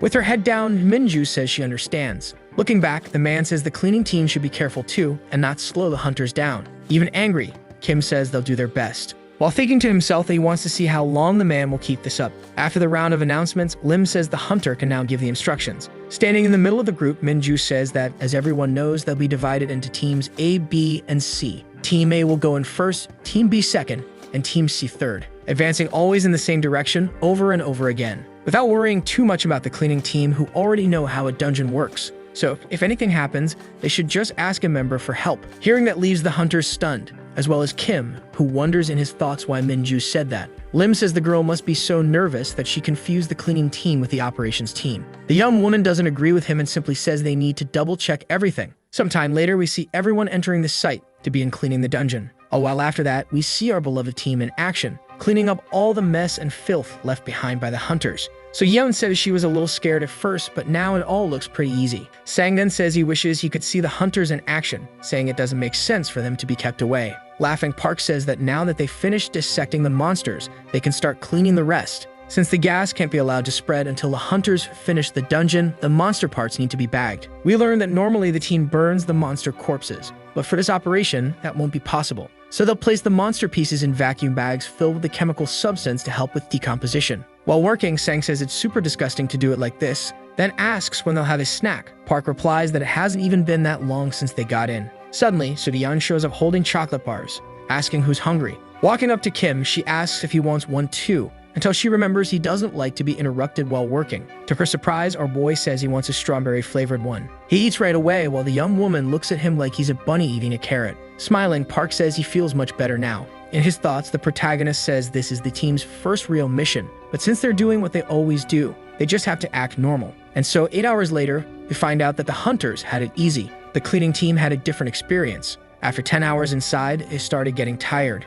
After 15 hours, Sang fell asleep and hurt his hand, and one of the meat bags exploded, leaving the protagonist even more exhausted while trying to fix it. After 18 hours, the operations team calls them on the radio to say the gas seems to have increased. Park apologizes and says they fell behind because of the workload. They're still in Zone 5. The voice on the other end says they're way too slow. The hunters are already in Zone 10. And upon hearing they're planning a break, the hunter on the radio gets furious. Kim grabs the radio and says everyone is extremely tired. They simply can't move forward right now. The hunter says a break in the operation isn't possible, and the protagonist asks how they expect the team to continue if everyone is exhausted. Coldly, the hunter says that's the cleaning team's problem, and they should deal with it. Boldly, Kim tells him to send some of the idle hunters to help out. But the young man refuses and asks if they look like janitors. Furious, our boy curses at him and demands to speak with the boss immediately. Lim arrives quickly and asks why they aren't handling everything themselves if they claim they could, and why Kim is even standing there instead of cleaning. The protagonist then asks where Minju is. The man doesn't answer and instead asks why he wants to know. Our boy says his team has been working for 18 hours straight and are not machines. But Lim doesn't care and asks if the boy is saying he doesn't want to do his job anymore. Then shouts that apparently there's a weakling around who thinks he has the right to delay an operation that hunters worked for weeks to prepare for. Being cruel, the captain declares that the team will no longer receive their bonus for neglecting their duties and failing to follow instructions. Things he absolutely cannot let slide, because he is the one responsible for the cleaning team's actions. Kim can't hold back and bursts out laughing, saying he knew something was off when the man made the participation list, just to place them there and hand out several punishments, which makes him a total bastard. He doesn't even know how the cleaning team works and isn't even the leader of that operation. Hearing this makes Lim furious, but our guy asks what he plans to do if his team walks out and the gas spreads. Suddenly, the captain grabs the radio and introduces himself, then asks if Minju is busy. Elsewhere, we see the young woman face to face with a fierce monster and she says she kind of is. Still, the man informs her that the cleaning team has abandoned the operation. Everyone will soon suffocate from the gas, which forces him to take command. Not understanding, the huntress asks why. Cursing the young woman, Lim says that this isn't an operation someone like her should be leading. Suddenly, Minju hears Kim's voice and asks if that's true. Our guy then says that even if she can't do anything, he'd like to know if she wants to die there. Hearing it leaves Minju frozen. Furiously, Lim asks what she's doing that she hasn't passed leadership to him yet, and says there's no way she thinks she can boss around the one who put her in charge. With no way out, Minju says she understands and will hand over the leadership to the janitor Kim, who will lead the operation from that moment on. With a dark look, the protagonist can only smile. While everyone else doesn't know where to look, raising his hand, the protagonist asks if they're ready to see a real leader in action. After a brief moment of silence, Lim can't hold back and bursts out laughing, saying the guy will only be a leader if it's of the janitors, since it's obvious there was a misunderstanding and that he will be the leader. Mocking him, our guy asks if trash like that man is capable of leading anything. Smiling, the captain questions whether the young man is even a hunter to be this confident. Annoyed, our guy says that doesn't matter, but Lim says it does. This is life or death. Kim asks if the man means he should hand leadership over to him instead of trying even without experience. The man confirms and says he'll let the cleaning team go with just a disciplinary action. The boy then says that, in fact, it does depend on him. But when he looks at that fat face, he remembers the past, and that makes him feel like a piece of shit, even though he's improved more each day since he came back. Confused, the captain asks what that's supposed to mean. With great fury, the protagonist says it means the man is out of the operation. We find out this is a top-level disciplinary action that strips the individual of participating or gaining any benefits during the subjugation. Getting closer, Kim tells Lim to shut his mouth before a fly gets in and asks if it's his first time receiving an action like that. He then picks up the radio and introduces himself, to declare that from that moment on, leader Lim Dong-bin is out of the operation, and that everyone there must give their best and follow his instructions since Huntress Minju passed the leadership to him. Giving his first order, our guy says that teams B and C will help the cleaning team since they're doing nothing. The men start to complain, saying they didn't become hunters to be out cleaning.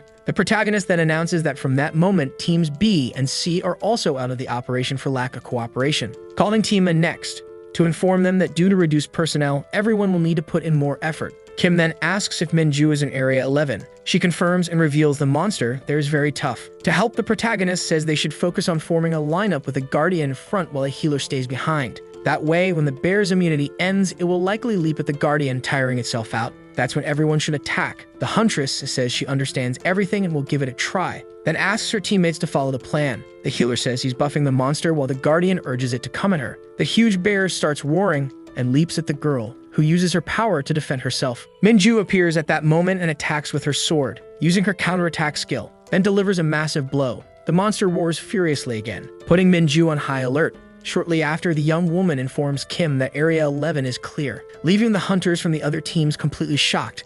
Smiling, Kim says that from this moment on, they'll take 50 minutes to finish the dungeon. We arrive at Area 12, which has a ghost-type monster making physical attacks ineffective. The next one is hallucinogenic type, meaning the healer must purify everyone. Still inside the dungeon, the hunters ask if the guy wasn't just a janitor, while he's lying comfortably on the ground giving out instructions. Suddenly, Minju says everyone is tired and that she doesn't have enough mana left, which catches the guy off guard. Standing up, he asks the young woman to hang in there and try not to die. We see the huntress attacking with her sword, a creature that looks like it's made of stone, wearing armor and with crystals on its back. Thinking to herself, the young woman says that this monster is very strange and unlike any she's ever defeated before. It's also way too tough, very big, and very fast. Trying to leap across the creature's body, Minju realizes she's about to get hit and quickly dodges, or at least tries to. We see the young woman being thrown hard against the ground. Then Kim appears and reaches out to help her. Laughing, the huntress says she's apparently not that strong after all while extending her hand back. The protagonist then says he actually needs her to pass him the sword, leaving the task of helping her up to another hunter.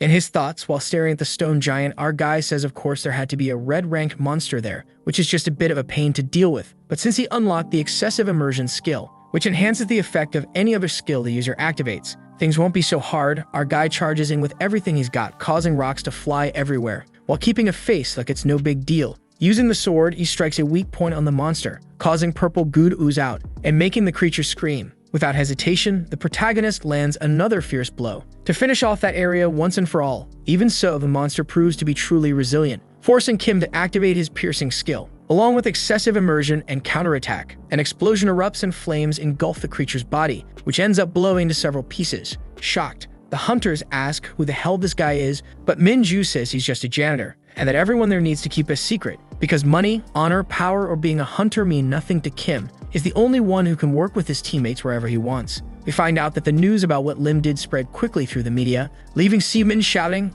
He asks what the man did to get kicked out of one of the association's most important operations. Standing before him are Lee and the captain of Team 2, who apologizes, then claims it was Minju and the janitor's fault as they were working together. The director then asks if he's really about to start making excuses to get off the hook, when everyone knows he tried to steal Minju's credit. Nervous, the man says that's not fair, because it was Seaman who wrote the mandatory participation list. Grabbing the man by the hair, the director asks if he thinks they're friends for him to try and act more important than his own boss, then warns that there's no way to let that situation slide now that the media knows everything. Soon, the man will leave and write up a leave of absence report immediately. The captain of Team 2 disappears quickly through the door. Lee then decides to ask what Seaman thinks about telling Lim to let the janitor know they'll help him, facing the large glass windows. The director doesn't answer and instead asks what the man thinks about promoting Minju to team leader. We find out that Lim Dong-bin and the rest of Operation Team 2 were disciplined. And on top of that, the captain was demoted in rank, which for a hunter is practically the same as being fired. But things are going well with our team, and the same goes for Minju,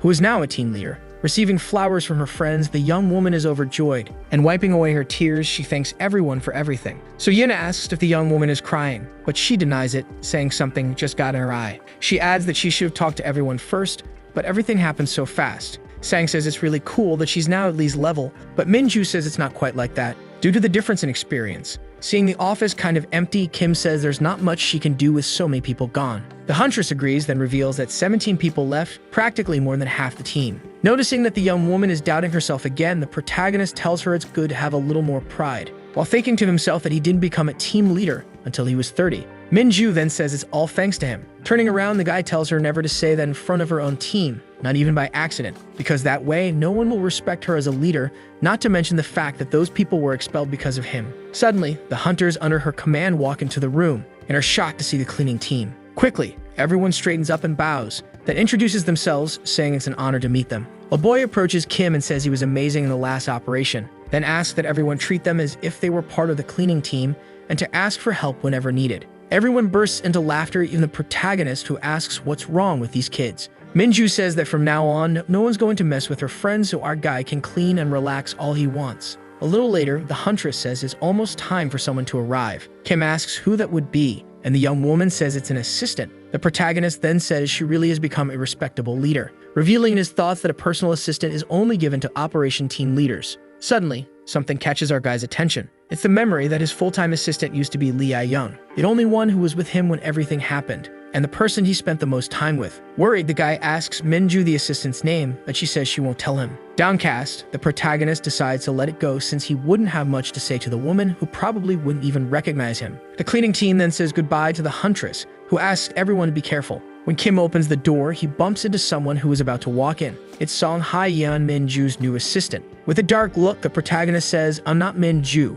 which leaves the young woman visibly startled. The huntress then says she's the one the girl is looking for and tells her to come in. Park calls out to Kim, saying they'll be late at this rate, while the protagonist double-checks to see if it's not Young. Frustrated upon seeing it's not his former assistant, he says goodbye and walks away. Sometime later, we see the new Yeon saying she's exhausted. While thinking that it's only been 2 months since she was hired and she's already an assistant, a woman appears and asks what the problem is, none other than Deputy Manager Lee Young. The girl says her boss is a good person, but the director probably doesn't care much about her. However, the woman says that staying out of Seaman's sight means she's doing a good job. She then wishes the girl good luck because she heard Minju has a good relationship with the janitor who's backed by the president. Yeon says she ran into the guy earlier but didn't like him one bit. And after listing everything that's wrong with Kim, she finishes by saying she bets he's never had a girlfriend. Showing interest, the manager asks if the guy hasn't been working hard for the cleaning team since the group's budget suddenly increased, and he even got rid of operation team members who disrespected his crew. The assistant then says Kim only did all that for his own reputation, and when a big problem comes up, he'll avoid taking the blame. With a hand on her chin, Young says now she's curious to find out what kind of person the guy really is. Elsewhere, the protagonist scratches his ear while wondering who's talking about him behind his back. Another workday begins. Inside a dungeon, Kim hums, "Tell me where you go, I'll sweep the way." Next to him, Minju chimes in with, I'll sweep.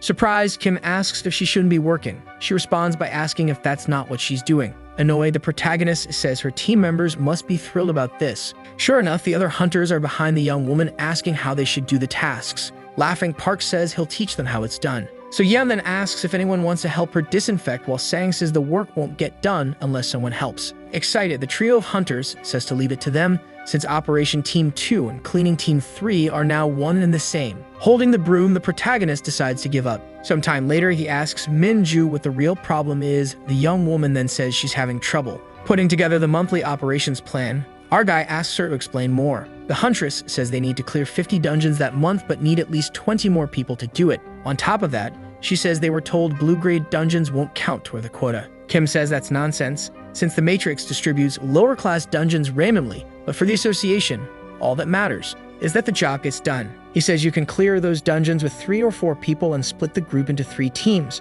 to finish 2 dungeons per day instead of 1. Impressed, Minju says she hadn't thought of that, thanking him and saying she always ends up owing him something. Kim says it's fine, but if the problem's solved, she should go because he needs to get back to cleaning. Minju then asks if she makes him uncomfortable.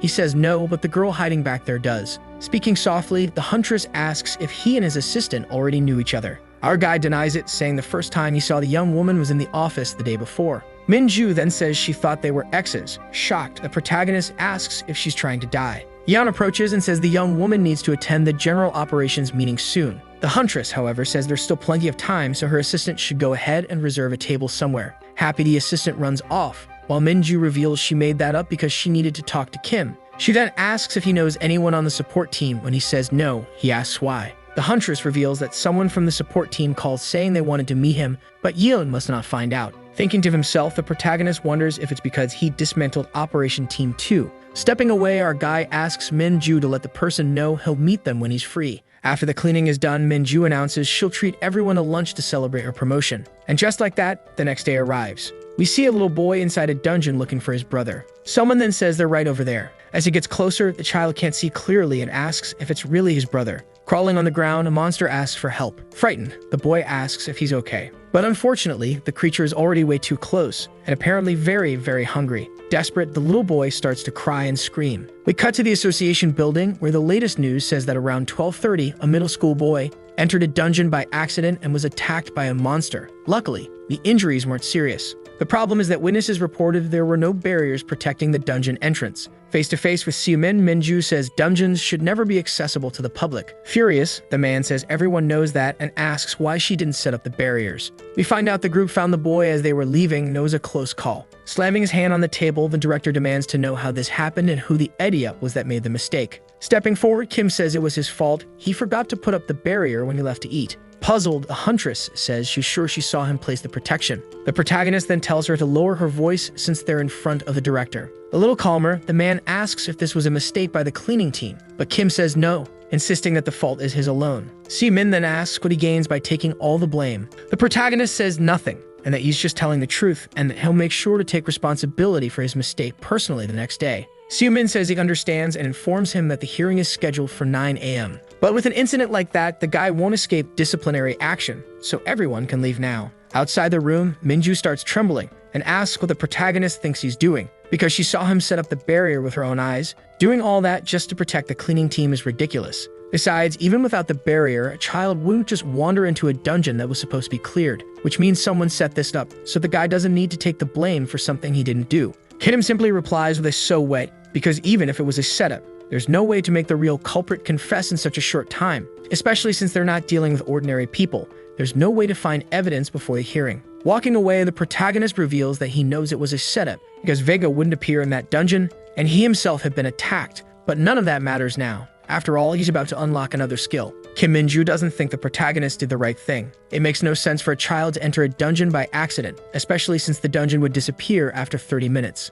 And that dungeon had already been cleared, meaning there shouldn't have been any monsters there. Someone definitely staged the whole thing to frame Kim Jun-woo. The culprit is probably someone from the association, but the huntress can't do anything about it. She's extremely frustrated. Her team also finds the situation suspicious. Something feels off. Jun-woo shouldn't take all the responsibility alone, so they plan to find the real culprit. The team leader looks at them, unsure of what to decide. But with resolve, she chooses to suspend operations so they can focus on finding the culprit. Even if they fail, the mission will still be completed later, so the leader asks if anyone objects to the plan. No one has any objections. Before she can continue, the deputy manager interrupts. A few hours earlier, Song Hai-yan was crying over the fact that the accident happened just as she started the job. Lee A-young is with her, trying to figure out the plans of the operations team. The assistant says Kim Jun-woo is going to take public responsibility, even though he's not the one at fault. The deputy manager finds it strange that someone would take the blame just to avoid hurting the team. She doesn't understand what the boy is planning, but maybe he really could sweep all the filth out of that association. She then asks what the assistant thinks about helping the operations team uncover the culprit. Back in the present, the team leader asks what someone from the support team is doing there. The deputy manager says she's there to help, but the leader says they haven't made any progress yet. For now, they're planning to check security cameras. Lee A-young says she arrived at the perfect time because they wouldn't be able to access the cameras without police authorization. And in any case, there were no cameras inside that dungeon. But some cars were parked nearby, which means there might still be dashcams. Assistant Hai-yan is tracking them down at that moment. Once the dashcams are found, they'll be able to view the footage since the deputy manager has the paperwork granting access. The team leader thanks her for the help, but Lee A-young won't help for free. She asks the huntress if she's close to the protagonist. She's curious to know more about him. Is he a freelancer? A spy? It's the first time Kim Min-ju has heard those kinds of theories. The deputy manager finds it odd, since those rumors have been going around the main office for a long time. Embarrassed, the huntress says she doesn't have many friends in the association yet. Lee A-young can't believe the team leader actually thinks the protagonist is just a janitor. Everyone starts to feel sorry for her. A janitor taking the blame and a team leader mobilizing an entire operation to help him. The deputy manager is impressed that there are still good people in the association and says she wants to meet Kim Jun-woo in person. And so Team Tube is ready to begin the operation. Meanwhile, Kim Jun-woo is already preparing for the hearing. He gets a call from So-yeon asking if he knows where Kim Min-ju is. But the protagonist reassures her it's hard to get in touch with team leaders. The girl agrees but says she received a strange message. It said she should try to delay Kim Jun-woo as much as possible at his conference. Realizing what Kim Min-ju was planning, he hurriedly ends the call. He tries to call the team leader because that's a bad idea. The girl answers his call. She says she's heading to Daejeon with the team, and the guide pushes back saying that's not her responsibility. But the swordswoman is determined to help him, so she went out in search of the dashcams. However, the teacher isn't happy about it. He wanted her to stay out of it. So he asks the girl to find the location of the cars. Determined, she confirms she'll send it. She begins to say the name of the injured child, but the guy hangs up in her face. Then, frustrated and angry, he starts yelling in the middle of the street. If she gets that info, she might discover his secret and ruin his chances of returning to the future. Kim Jun-woo activates his super speed ability and rushes toward the location. At the hospital, the deputy manager visits the injured child and identifies herself as being from the association. An angry relative of the child says he doesn't want to talk to people like her and turns his back. She says the janitor will make a public statement, but he's innocent in all this. But the man thinks that's fair, not for the cleaning team, but for Jun-woo. He'd love to see him take the fall. Elsewhere in the city, a man calmly parks his car in the lot. He's thinking about dinner. It's going to be chicken. But before he realizes it, Kim Jun-woo slams into his car window. Startled, the man actually thinks he's looking at a zombie. The warrior, face battered from running, asks if he could cooperate with the association. But the man doesn't understand what the organization would want from someone like him, just a regular citizen. Before he knows it, the young man breaks the dash cam on his car. Furious, he yells at Jun-woo, but the guy simply says the association will compensate him. Then he activates super speed again, ready to track down the remaining dash cams. The team arrives shortly afterward and finds the car they're looking for. Kim Min-ju asks if the man can assist the association in an operation, but already fed up, the man tells them to back off before he sues them. Lee Jin-ho says it's no use, that dashcam was already smashed. The team leader realizes someone beat them to it and doesn't understand what that person is trying to do. At the hospital, the deputy manager stands in front of the child's relative. She doesn't get why he's trying to pin the blame and asks if he was ordered by the association to frame an innocent person. That's when we learn the man used to be a hunter. He finds it laughable to still be taking orders from the organization. According to him, they couldn't even properly apologize for what they did to his brother. He gets angry when he hears they're trying to help and says he won't answer anything else. Some people at the hospital watch the scene with curiosity, so Lee Ah-young decides to come back when there's less attention. That hunter returns to his brother's room, still badmouthing the association. But the little boy asks him to stop. He's tired of the hospital and getting injections all day. The man then changes his tone and asks the boy not to complain and to help him get revenge. Suddenly, they hear a loud crash at the window. It's Kim Jun-woo entering without permission. And then he realizes that this man was the one who removed the barrier and released the monster. He forced his own little brother into a dungeon just to take revenge. The boy realizes his older brother wants revenge on the same person who saved him. But the man blames the kid. It's hard to keep a household running when you're unemployed. Annoyed, the warrior says that he started the fight first, but he decides to forgive him. After all, without realizing it, he helped him unlock the polymorph skill. So he turns to leave. But before that, he tells him to take better care of the child and not raise him filled with so much bitterness. The boy approaches his kneeling brother and says his enemy forgave him. The next day, all the reporters are eagerly waiting to hear the janitor's official statement. First, he begins by apologizing for the incident. He says it was careless of him not to place the barrier. And finally, he takes full responsibility for what happened. But before he can continue, Park Jun-tae interrupts him. The leader of the cleaning team steps onto the platform, stunning everyone. He asks the young man to step down and says that his team will save him this time. He explains to the reporters that since the young man was under his command, he was the one responsible for what happened. Han Sang-hyuk thinks that this way, no one on the team is truly at fault. Moo So-yeon and Hyuk step forward at the conference, and suddenly, everyone on the team starts claiming responsibility.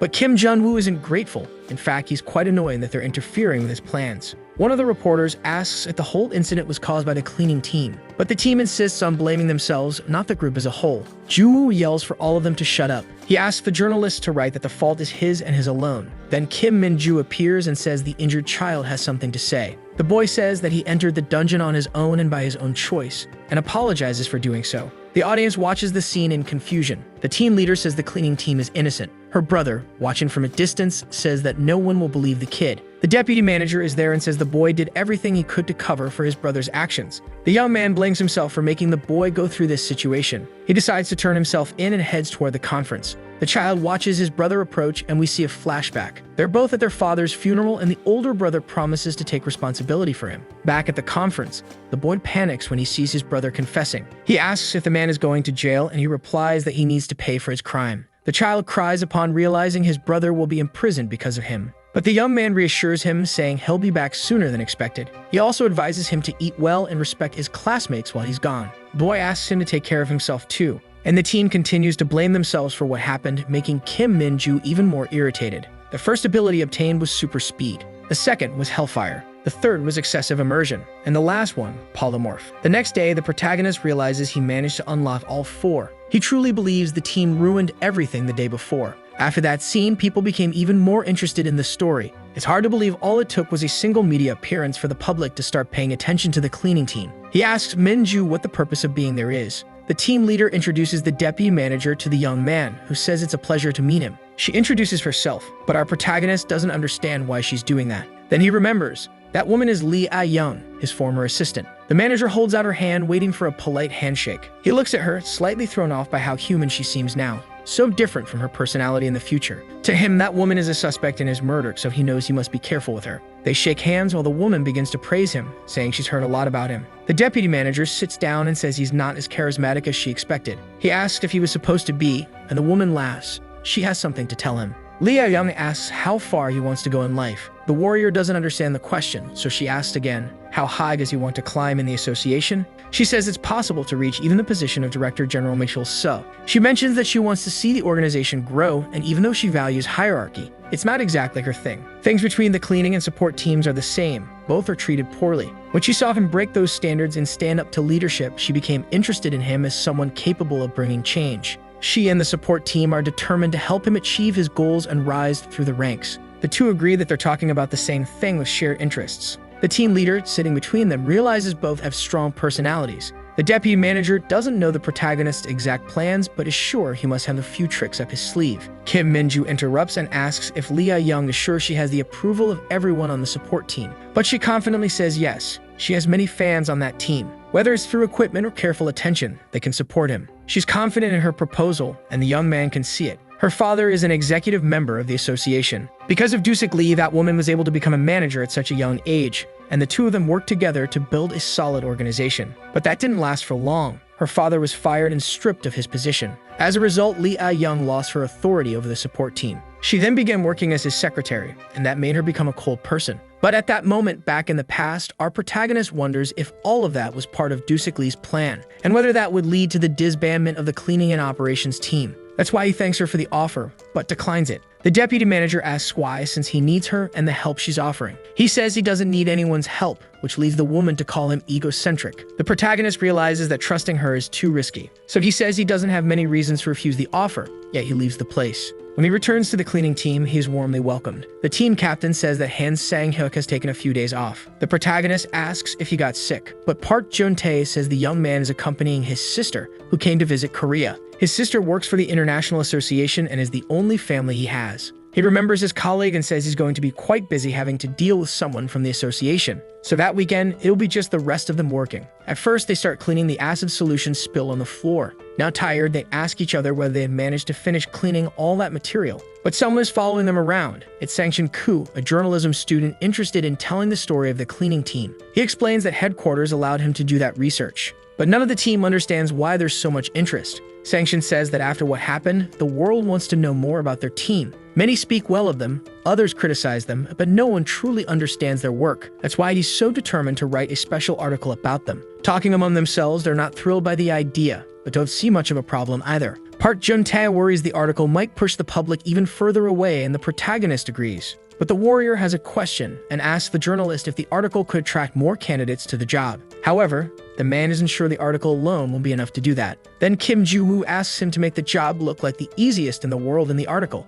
If he does that, he can write whatever he wants about them. Excited, the journalist agrees and promises to write that being a dungeon cleaner is so easy even kids will dream of it. Within the organization, there's concern that the article might increase the cleaning team's popularity even more. But the general director is confident, believing no one will be interested in such an unglamorous job. But then he senses something's wrong. He asks his employee if he told the cleaning team about the article, and the guy realizes he made a huge mistake. Two reporters reflect on how much work it takes to clean a dungeon. One of them asks Kim Jun-woo how long he's been working there. They kept chattering loudly and asking endless questions. Jun-woo gets irritated by the murmuring and also by having to put up with all of it. But he remembers that it's only through this process that he'll be able to unlock a skill. And more importantly, a good article from the journalist could attract more candidates to his team. Upon entering the dungeon, they immediately come across a monster. The frightened men are shocked that the creature is already dead, and once again question what Kim Jun-woo is going to do about it. This is his time to shine and finally put on a show. Excited by the chance to dismantle the monster, the boy's eyes sparkle.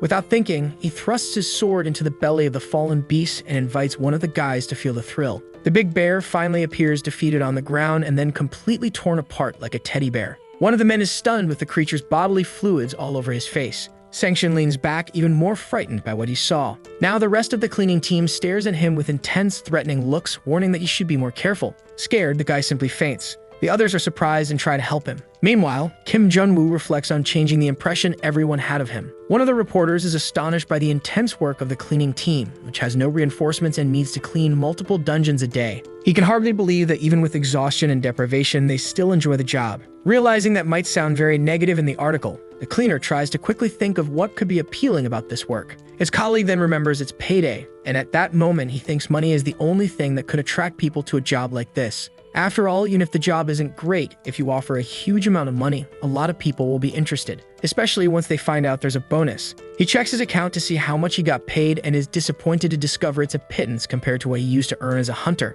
It was over 300 hours of work for such little pay, yet the others on the team are happy to have earned slightly more than usual. Kim Jun-woo panics when he sees the journalist approaching his phone, about to discover that the salary is even worse than imagined. Surely anyone would rather die than do this job for so little money. He knows that if this information gets into the article, it will scare off even the NEETs who are desperate for work. Thinking of a quick escape, he lies and says they only receive half of their pay for the month. The young interviewer is surprised and relieved to realize he was mistaken, because if that was just half, then they must make much more than average. That's a huge plus for attracting more people, even if the job is challenging. But Kim Jun-woo's teammates are unsettled by such a blatant lie. They warn that if they're found out, they'll never be able to recruit new members again. But he doesn't care and loudly insists he's not lying. Meanwhile, the CEO in the office states that he's washing his hands of the cleaning team's situation and doesn't want to get involved anymore. To him, Kim Jun-woo not only has the association president on his side, but he's also completely insane. He questions the reasons behind Jun-woo's involvement with the cleaning team and concludes they must not be good since the team has nothing to offer. Either way, he believes it's better to stay out of the hunter's way. But right then, Jun-woo bursts into the room. Seo Min-cheol finally asks him what kind of trouble he's gotten himself into now. Getting straight to the point, Jun-woo urgently asks for a raise. The boss is shocked as Jun-woo is still in his probation period and has only completed 1 month of work, but out of curiosity, he asks how much. The rookie cleaner, without hesitation, asks for double. The man is completely furious. He really doesn't think a temporary employee can just have the audacity to make such a demand. But Jun-woo argues that the current pay doesn't match the work. Not wanting to argue, the director agrees to raise only his salary, but the kid boldly asks for double for the entire team. This enrages the director even more. He gets so mad at Jun-woo's attitude that he starts asking if he hates him that much to come in with such an absurd proposal. It's Madima's specialist's job, he argues, while the boy simply analyzes his personality in silence. He then apologizes and says that's not possible without authorization from the full board of directors. End of discussion. Disappointed, the young man reflects on how he got ahead of himself, thinking he could demand whatever he wanted and take the opportunity to unlock 2 skills. But just then, someone walks into the room loudly, claiming the leader is favoring Team 1 somehow. Only afterward does the indiscreet man notice there's an employee in the room. Jun-woo says he was just leaving anyway. But as he walks out the door, the man who arrived follows him instead of staying behind. Out of nowhere, he takes out his phone and snaps his selfie, leaving Jun-woo confused about the reason. It turns out the young cleaner has a big fan, and it's none other than the other director, Lee Du-shik, a powerful man known by all, but who was on the verge of falling out of favor within the association, and Jun-woo knows it well. He's the father of Lee Ah-yeon, whom Jun-woo has been trying to avoid, and he's surprised to learn that someone so strict is into idol culture. But it seems his work as a cleaner is gaining popularity since his fame has reached one of the most important figures in the company. Talking about all of Jun-woo's accomplishments, the boss gets excited and says he's been doing well and that everyone has been talking about his actions. The young man doesn't really understand where these rumors came from, but he takes advantage of the situation and says he's been looking for better pay. It seems like it's his lucky day as the other director decides to listen to the proposal and try to help however he can without promising anything. But Jun-woo is sharp and realizes that all this flattery is because the director also wants a favor in return. The executive director reveals that he suspects a scheme orchestrated by the other director in Suidong to benefit Team 1. But the boy says he knows nothing about this story of alliances and factions within the corporation. The man doesn't argue and just asks the young man to make a strong case for the salary raise, but Jun-woo can't come up with much. However, the negotiation isn't over and the boss sees the perfect opportunity to boost Team 2 under Jun-woo's leadership. That way he can block the favoritism toward Team 1 and still help Team 2 outperform them in results. And with that, he generates a strong performance to present to the board as justification for the requested raise. Du-shik puts pressure on him and asks him to prove he's truly capable. A few days later, they're in a meeting with the entire team wondering about the reason for this sudden gathering. Jun-woo asks about the payment season for the operations teams. You can see in his eyes that he's determined to unite cleaning Team 3 with Team 2 so they can reach first place together. And at that moment, he accepted the challenge. Everyone asks why Jun-woo gathered them, and he brings up the payment season again, asking if everything is running smoothly. They say no and complain that they have no support, while Team 1 gets backing from Director Cheol and Team 3 has a hunter. Jun-woo demands results and says he'll help all of them. Everyone seems surprised by his attitude, but he keeps explaining like a true leader that they each have value. Finally, he asks if they're ready to go all in. Kim Bin-ju gets fired up and agrees immediately. Everyone else grows excited with the proposal he presented. He takes the lead and says his cleaning team is not irrelevant and performs one of the most systematically important tasks. To him, this is a job that requires coordination with the operations team and true collaboration. Then comes another surprise. They're not alone. Another team will be joining the strategy. The deputy manager of the support team joins them, even though she's reluctant about responding to the call from the same colleague who rejected her before. The atmosphere in the room gets awkward as she smugly points out that after rejecting her, he now admits he needs her after all, and that it won't be easy. With cleverness, he reflects that he really does need that woman's help to win, even while trying to avoid contact and needing to swallow his pride. Pleased, she keeps up her charm and offers to help. Excited, he goes over some details of the strategy and the role of the support team, which includes very complex tasks that leave the leader stunned. Basically, he wants a series of class of weapons, drones, and other demands that she considers excessive. He argues that this isn't just about the rankings. For Junwoo, now is the time to show potential, and he has no intention of coming out defeated, which shocks everyone with his competitive spirit. With conviction, he repeats that the main goal is to be number one. She points out that Team 1 has a major advantage with inside information, but that's not an issue since no one knows where or when a dungeon will open. He has a strong intuition that a dungeon is about to appear.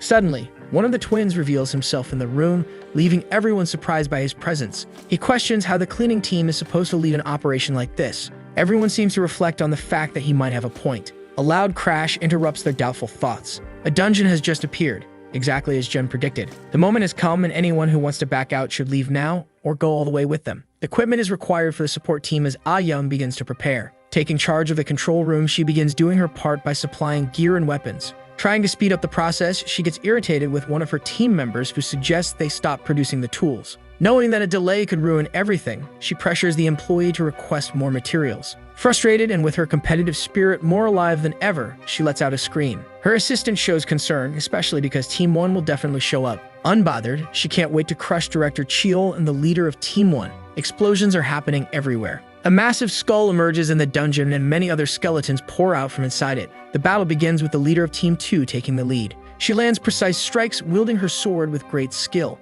It's a giant iron skeleton, seemingly a tough opponent that requires high-level ability. Junwoo quickly devises a strategy to attack the weakest point at the neck bone and plans to handle the giant on his own. The members of Team 1 charge in using everything they've learned. Kim Minju jumps straight into the fight and proves she knows exactly what she's doing. Just like her teammate, who is super strong and agile, she supports her leader with a boost that launches her forward. The leap is nearly a flight, aimed directly at the terrifying skull. Part of the group uses a powerful weapon that shoots lightning bolts. Still midair, Minju activates her powerful skills. The skull seems to challenge her with its glowing, frightening eyes, but its head is blown away by the force of the young fighter. Junwoo is stunned by what he just witnessed. Suddenly, he's struck by the bony hands of one of the monsters and falling debris. His teammate panics, fearing the worst. But as the dust clears, it reveals the young man standing firm in the face of danger. There's a sword lying on the ground beside him. Activating his ultimate skill, he becomes incredibly powerful. The skeletal and terrifying creature stares him down. A brilliant light bursts from the sword. The young man delivers a high right leg kick in midair.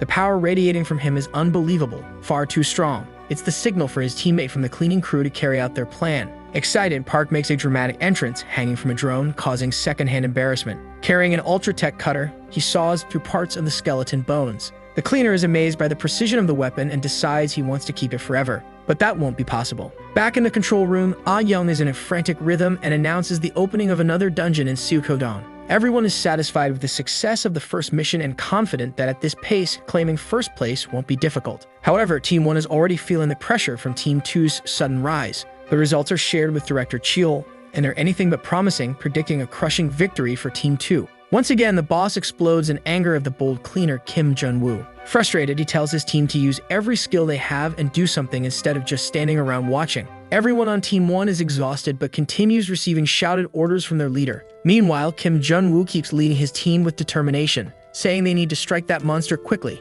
as it's getting even stronger. They keep attacking it as much as they can. Then the protagonist tells Park Jun-ta to rest a bit as he's clearly exhausted. Operations Team 3 observes the enormous monster. Even so, Team 1 is still ahead, with Team 2 close behind and even overtaking them by a point. The support team has formed an alliance with the operations and cleaning teams, which infuriates the boss. The whole situation really gets under his skin and he sees it as unfair. But if a control team is truly helping those teams, they might become an independent division. The boss asks if Chang Hyam's working with a cleaning team. Nervous, the man firmly denies it. But to be safe from that moment on, Chang Hyam is forbidden from authorizing any more subjugations. He believes tuning permissions have already been given to Operations Team 2. In the dungeon, one of the members asks if they should wait a bit longer before heading to the next mission, but the warrior says no. He asks Mr. Ku if he thinks this is an easy job. He says his job is to sit and watch others' works, so yes, it's a dream job. He places his hand on the journalist's shoulder. He mentions wanting to recruit new people for this role and counts on the man's help.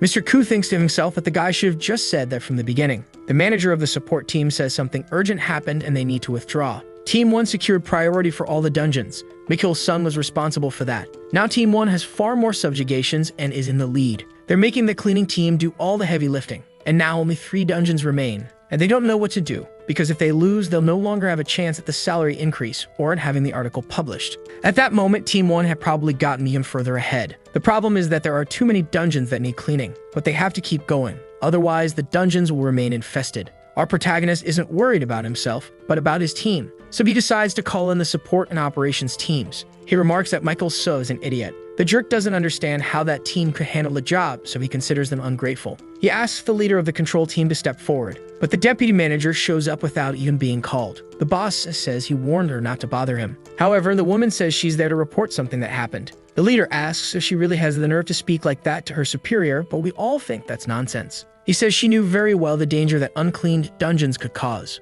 Some members of her team dispatched a large portion of the cleaning crew. The protagonist even left a message for her saying she had wasted her time. So the woman walks away feeling like everyone is leaving her out of the action. But she has no time for that. She also needs to start cleaning. The boss bursts out laughing at her attitude. He wonders what that message was supposed to mean. That's why he tells his subordinate to open a disciplinary case with the committee. Apparently, he's lost control of the cleaning team too. But the warrior no longer knows what he should be doing, and neither does the boss, who's clearly bothered by the whole situation. One of the managers comments that things have gone too far for them to turn back now. An employee bursts into the room saying they need to call the operations team because Team 2 and the support team left to help the cleaning crew. But it's hard to believe those 2 teams would abandon the operation just for that. One of them comments that it's actually a good thing because now they can move up to the final rank. But the boss scolds him and calls him an idiot, saying it means they lost the chance to fix that mess. The woman asks why the cuts haven't been made yet, but Kim Minju counters that you shouldn't force it. You have to follow the direction of the fiber. Usually, the red juice pours out when they do that, but this time they're in a hurry, so it's better to dismantle the monster first. The warrior comments that Ali Young is doing a great job with the cleaning, even though it's her first time. When asked why she's doing so well, she says it's because she helped that team a short while ago. Looking a bit upset, the deputy manager complains about being left out of that helps, saying she would have liked to take part. The swordswoman gets nervous seeing her teammate feel left out, but the woman says she was just teasing her. They don't have much time to linger, so Kim Jun-woo suggests they get out of there before the dungeons start to close. Tired, Kim Minju thanks her mentor for all of his hard work, and the team gets ready to leave. Finding her mentor acting a little strange, the warrior asks if something is bothering him. The young man says that many of his teammates are suffering needlessly, and he feels responsible for that. Impressed by this rare moment of vulnerability, the young woman responds that she didn't expect him to care so much. Park Jun-ta tells him not to worry. They'll follow the plan no matter what. And besides, they don't care about his rank position. The warrior wonders what must lie behind the dungeon doors since they spent 4 whole days just cleaning. They'll have 3 weeks off, but her teammate quickly shuts down her idea of working overtime. That team still has a lot of energy, but now it's time to find something to eat. Everyone gets ready to leave the dungeon, but someone appears in front of them. It's Lee Du-shik, who says the team agreement is over. According to him, people are only after achievements, so he can't allow any more operations. Therefore, the control team has been called in for all ongoing missions. With that, Team 2 falls back to 2nd place in the rankings. The team is still happy with the position, especially after spending 4 days to finish that area. But the warrior isn't satisfied. He didn't unlock the skill he wanted. The boss tells the boy that it's still a win, but Kim Jun-woo is only getting more stressed about it. Even so, he says he's proud of what the team accomplished, because it couldn't have been easy. He also has something important to discuss with the protagonist, but the young man isn't the slightest bit excited about that conversation. The boss's plans are very obvious, and he doesn't want to be part of that. Back at home, Park Jun-ta thanks the team for their hard work, but the deputy manager suggests they should all celebrate together with a meal, and the team agrees excitedly. They invite Jun-woo to come along, saying he should join too. Not very thrilled, the young man realizes he has no other option but to accept. Now, everyone is laughing, drinking, and celebrating together. A disciplinary committee meeting was held at headquarters to resolve the incident. The team captain argued that they did clean the dungeons but didn't know all the resources had been funneled to Team 1. The CEO's justification was even more absurd. He said he let Team 1 monopolize the resources because they were an elite team. Obviously, no one bought that excuse, and he received a major pay cut because of it. And of course, the head of the control team was reprimanded as well. So that's how the incident came to a close. At the cafe, Kim Jun-woo asks why the deputy manager called him there. She finds it embarrassing, but says there was a high cost for helping him, and it's a cost she can afford to cover. Sarcastically, he says he thought her help was simply an act of kindness, not pure materialism, but the woman replies that she never said she'd work for free. The warrior asks if this has anything to do with the executive director. She says no, that the matter is personal. But she finds it strange that he made that connection, since she never mentioned Lee Yushik was her father, though the young man manages to hide his reaction. In any case, after all of that, many people at headquarters are paying more attention to the cleaning team. But the protagonist sees that attention as normal since his team was involved in so many incidents. However, the deputy manager says it's the opposite. Everyone is jealous of them. She explains that even with all the difficulties, they still managed to finish in second place. On top of that, everyone contributed to the cleaning effort, which improved their overall performance. She also says she noticed he was aiming for first place and he doesn't understand what that has to do with the deal they made. She then reveals that from now on, they'll have another cleaning team added to their unit. Apparently, the association finally recognized the importance of that department. According to her, no one else is as responsible as he is to lead that team. They need someone qualified, and even though he's just a cleaner, he's the ideal person. That's why he's being promoted to captain. But the warrior has only been in that role for 2 months. He doesn't think it's right to take the position from Park Junta. However, the woman explains they also created the new role of cleaning division chief, and Captain Park has been chosen to take on that position. The original plan was to give that role to Jung-woo, but she knew he wouldn't accept it. Thinking it over, he starts to believe that maybe the idea isn't so bad after all. The problem is that as a captain, he'll have more work and more responsibilities. He asks what hiring new staff has to do with her. She says it has nothing to do with her, but it would be interesting if someone like him filled the role. Proudly, the young man says he doesn't need any of that. Plenty of people will definitely apply for the position. Lee Young doesn't understand what he means by that. He explains his plan with the journalist to write an article presenting the job as the most perfect and easy one imaginable. But the young woman interrupts him and says the article has already been published. Confused, Kim Jun-woo grabs his phone to read what was written, and he can't believe what he's seeing. The journalist wrote that the job was tough and full of danger. Few people can handle the intense workload. But cleaning wasn't the only challenge for that team. They're not just any team, their work is just as important as operations. That team is what sustains the entire success of the operation. He calls Jun-woo a natural leader and someone who cares about the future of the job. The journalist is clearly proud of the work he did. Back at the office, the manager asks if the article turned out as great as he expected. Now, everyone sees them as members of a special operations unit. Public opinion about them has changed significantly. But despite that, no one applied for the job. Since everyone thinks the job is too difficult, they don't see themselves as capable of doing it. The protagonist is furious and curses the journalist who wrote the article. Lee Soo-young can't believe the protagonist was actually promoted. He doesn't understand it, since only Lee Yushik has the authority to make that decision. Min Cheol says none of that matters because Kim Jun-woo is the one who truly holds the power now. If that happens, the young man will be responsible for Team 6. The CEO says he's interested in copying the new team model in Team 3. That way they can try placing someone more qualified than Kim Jun-woo as the team leader. In other words, create a new team and expand their influence. But he claims his only intention is to assign capable people to the job. Directors Song Chul-sik and Ko Eun-young are on their way to take part in that leadership and recruit qualified individuals. Lee Soo-yu says maybe that's not such a bad idea. If the whole plan works out as expected, they might be able to regain their influence in the association. In other words, depending on who takes the leadership role of Team 6, the main axis of the association could shift the future. Either way, he asks Soo-young to start looking for talented freelancers. Soo-young asks what criteria to use, but the boss says to look for people with operational experience and high rank. It would also be great if they could find a young person to take the role.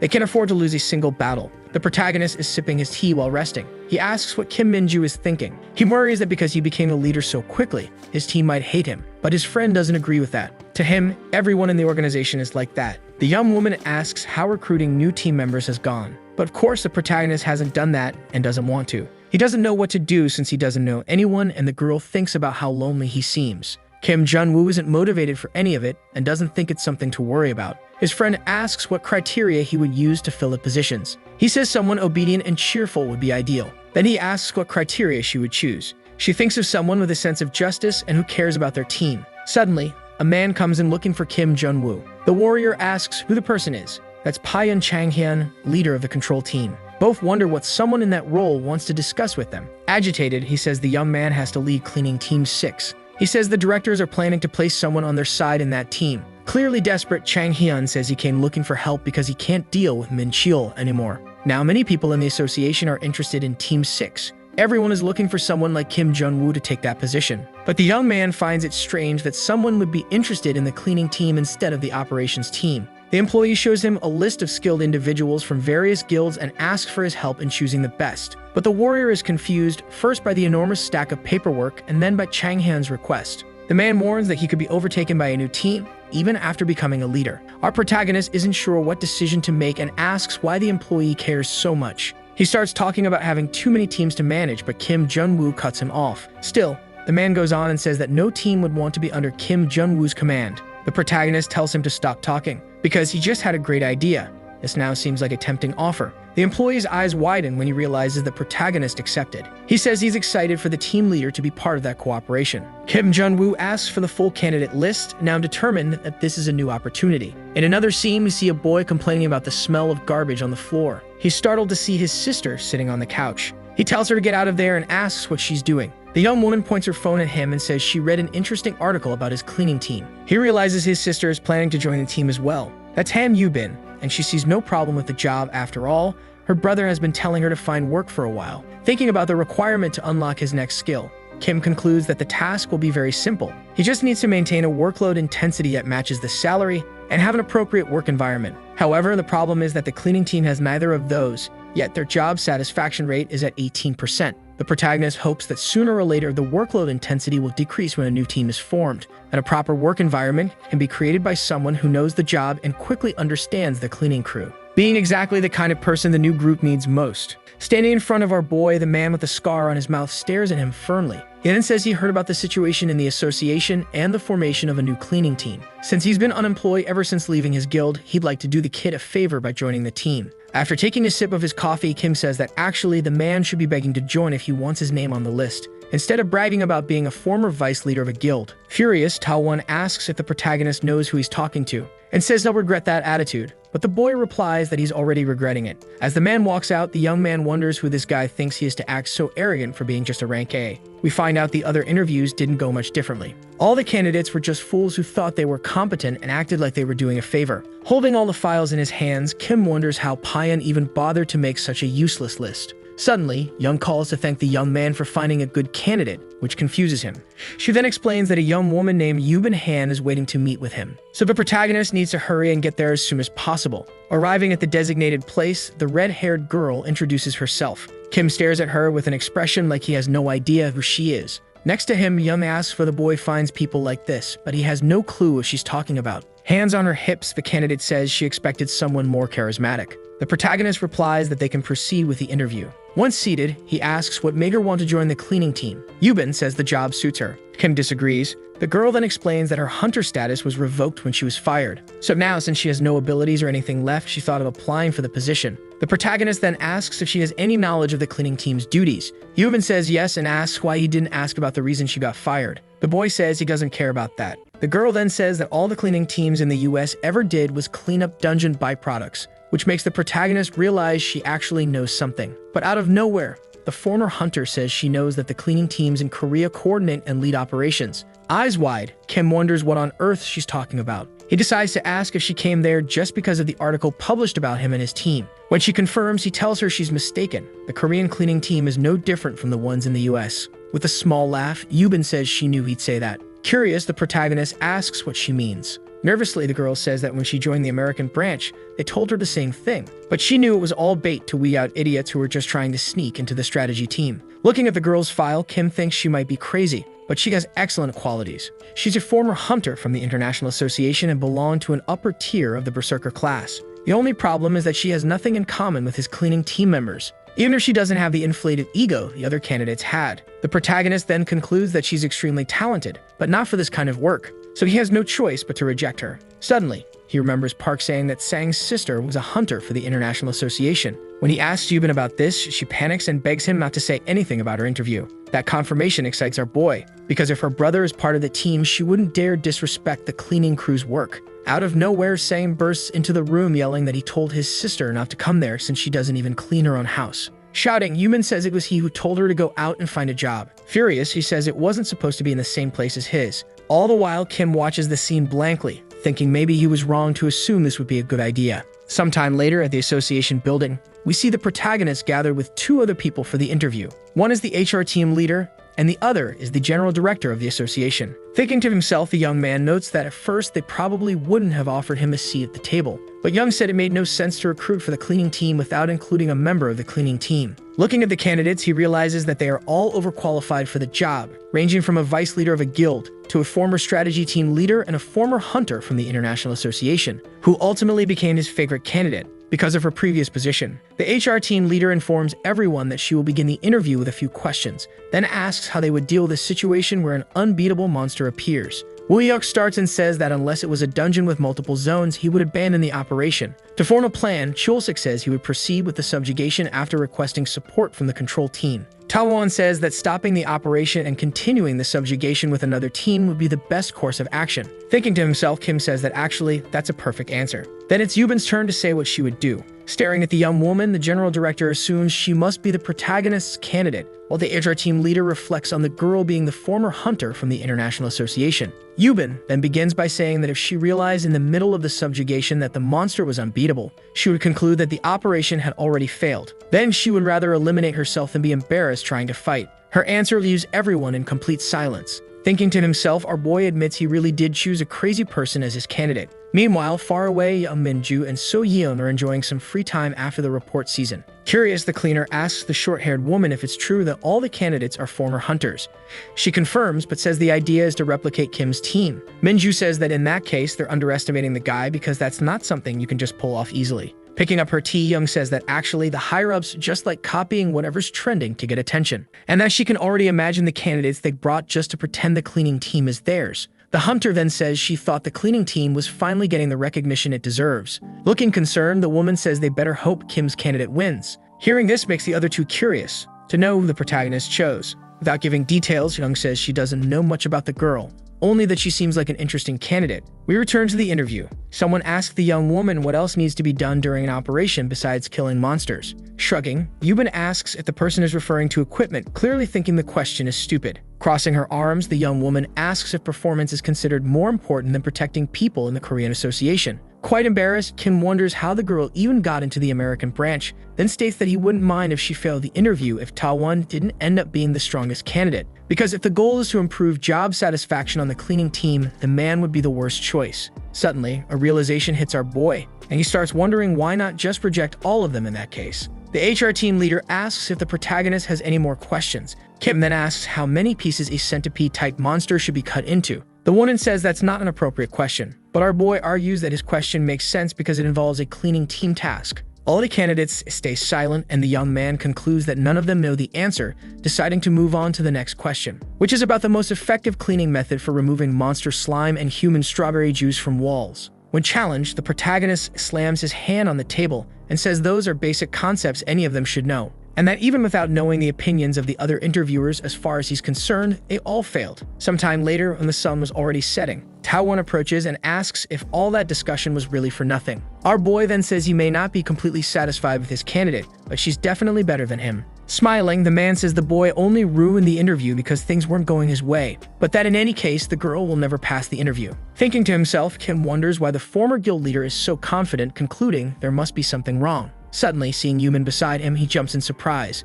The young woman then asks what kind of nonsense that was earlier, since he could have at least warned her about the questions instead of embarrassing his own candidate. Crouching down, our boy asks if in the US it's normal to accept unprepared and incompetent candidates, since if she applied voluntarily, she should have at least prepared for the interview. Pushing further, he questions whether she really thought joining the cleaning team would be that easy, and without letting her respond, he says that if it were up to him, the interview round wouldn't continue. But since that's not possible, he advises her to at least prepare next time instead of improvising. Night quickly falls, bringing a sky full of stars. We see Yubin, who does not look happy at all. Full of rage, she thinks that she's never been so humiliated in her life, not even in America, and especially not by a janitor. Sang shows up and shouting, asks her to stop punching the pillow because she's making too much noise. Realizing his sister is truly angry, the boy says she should be grateful Kim didn't spit in her face, since he gets furious when it comes to anything related to the cleaning team. So all he has to say is that she shouldn't get her hopes up. She's at a disadvantage. Yubin replies that she doesn't care, she wouldn't accept the offer anyway, and she's not interested in the practical task, Since Kim thinks she knows nothing about cleaning, so participating in the next stage would just make her look like a fool, more of a hindrance than a help. Making things worse, Sang says he's actually glad to hear that because he'd consider quitting if she got the job. Suddenly, someone rings the doorbell, but the siblings say they're not expecting anyone. When they open the door, they come face to face with Minju and Seiyin, who apologize for the late hour, but say they'd like to talk about the second stage of the selection process, hoping they might be able to help Yubin. Hearing this leaves the ex-hunter stunned. Inside the apartment, Minju says she figured Yubin could use a little help with the practical task, so she brought along some specialists. Sang and Yubin's jaws drop when they see Park Young and the control team leader standing right there in the living room. Clearing his throat, the man in the brown suit says he'll get straight to the point and shouts that the young woman has to get the job for everyone's sake. Stigyeon tells Payan to calm down, but the man keeps yelling that if she doesn't pass, they're all going down. Mouth wide open, the ex-hunter wonders if this kind of thing is normal in the Korean Association, and thanking them all for their enthusiasm, she announces that she's decided not to take part in the test anymore,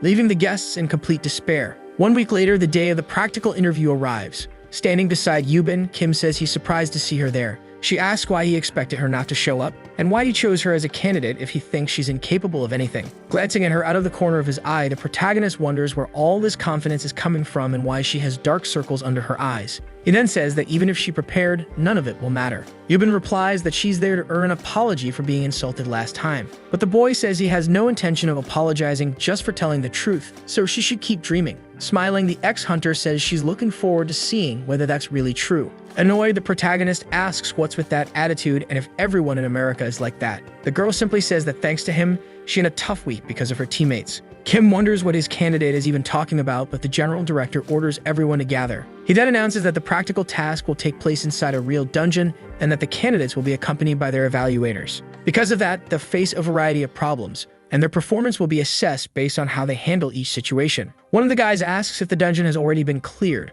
but the director says no, the subjugation is part of the task. And since everyone there is a former hunter, there shouldn't be any issues, so they can begin. After forming a single file line, one by one they pass through the dungeon portal, quickly arriving on the other side. Holding a piece of paper, Lee announces that a problem has occurred, because Strategy Team 4 requested support, but there are no other teams available besides the current one. One of the men then says that in that case, it's better to finish the subjugation in 20 minutes and then go provide support. The others agree. Thinking to himself, Kim says that everyone there is as capable as the current Strategy Team leaders, so the higher-ups won't back down. While reflecting, the protagonist writes notes in the candidate evaluation chart, concluding that if they make the mistake of not knowing what the priority is, he'll have a valid reason to fail them all. Suddenly, Yubin says she has an objection, stating that 20 minutes isn't enough, so it would be better to retreat and continue the subjugation later. Mocking her, the other candidates tell the girl to go home if she doesn't have the guts, and Lee says he'll go with the majority opinion, leaving the young woman visibly irritated. Shocked, the protagonist realizes that his candidate's answer is actually correct.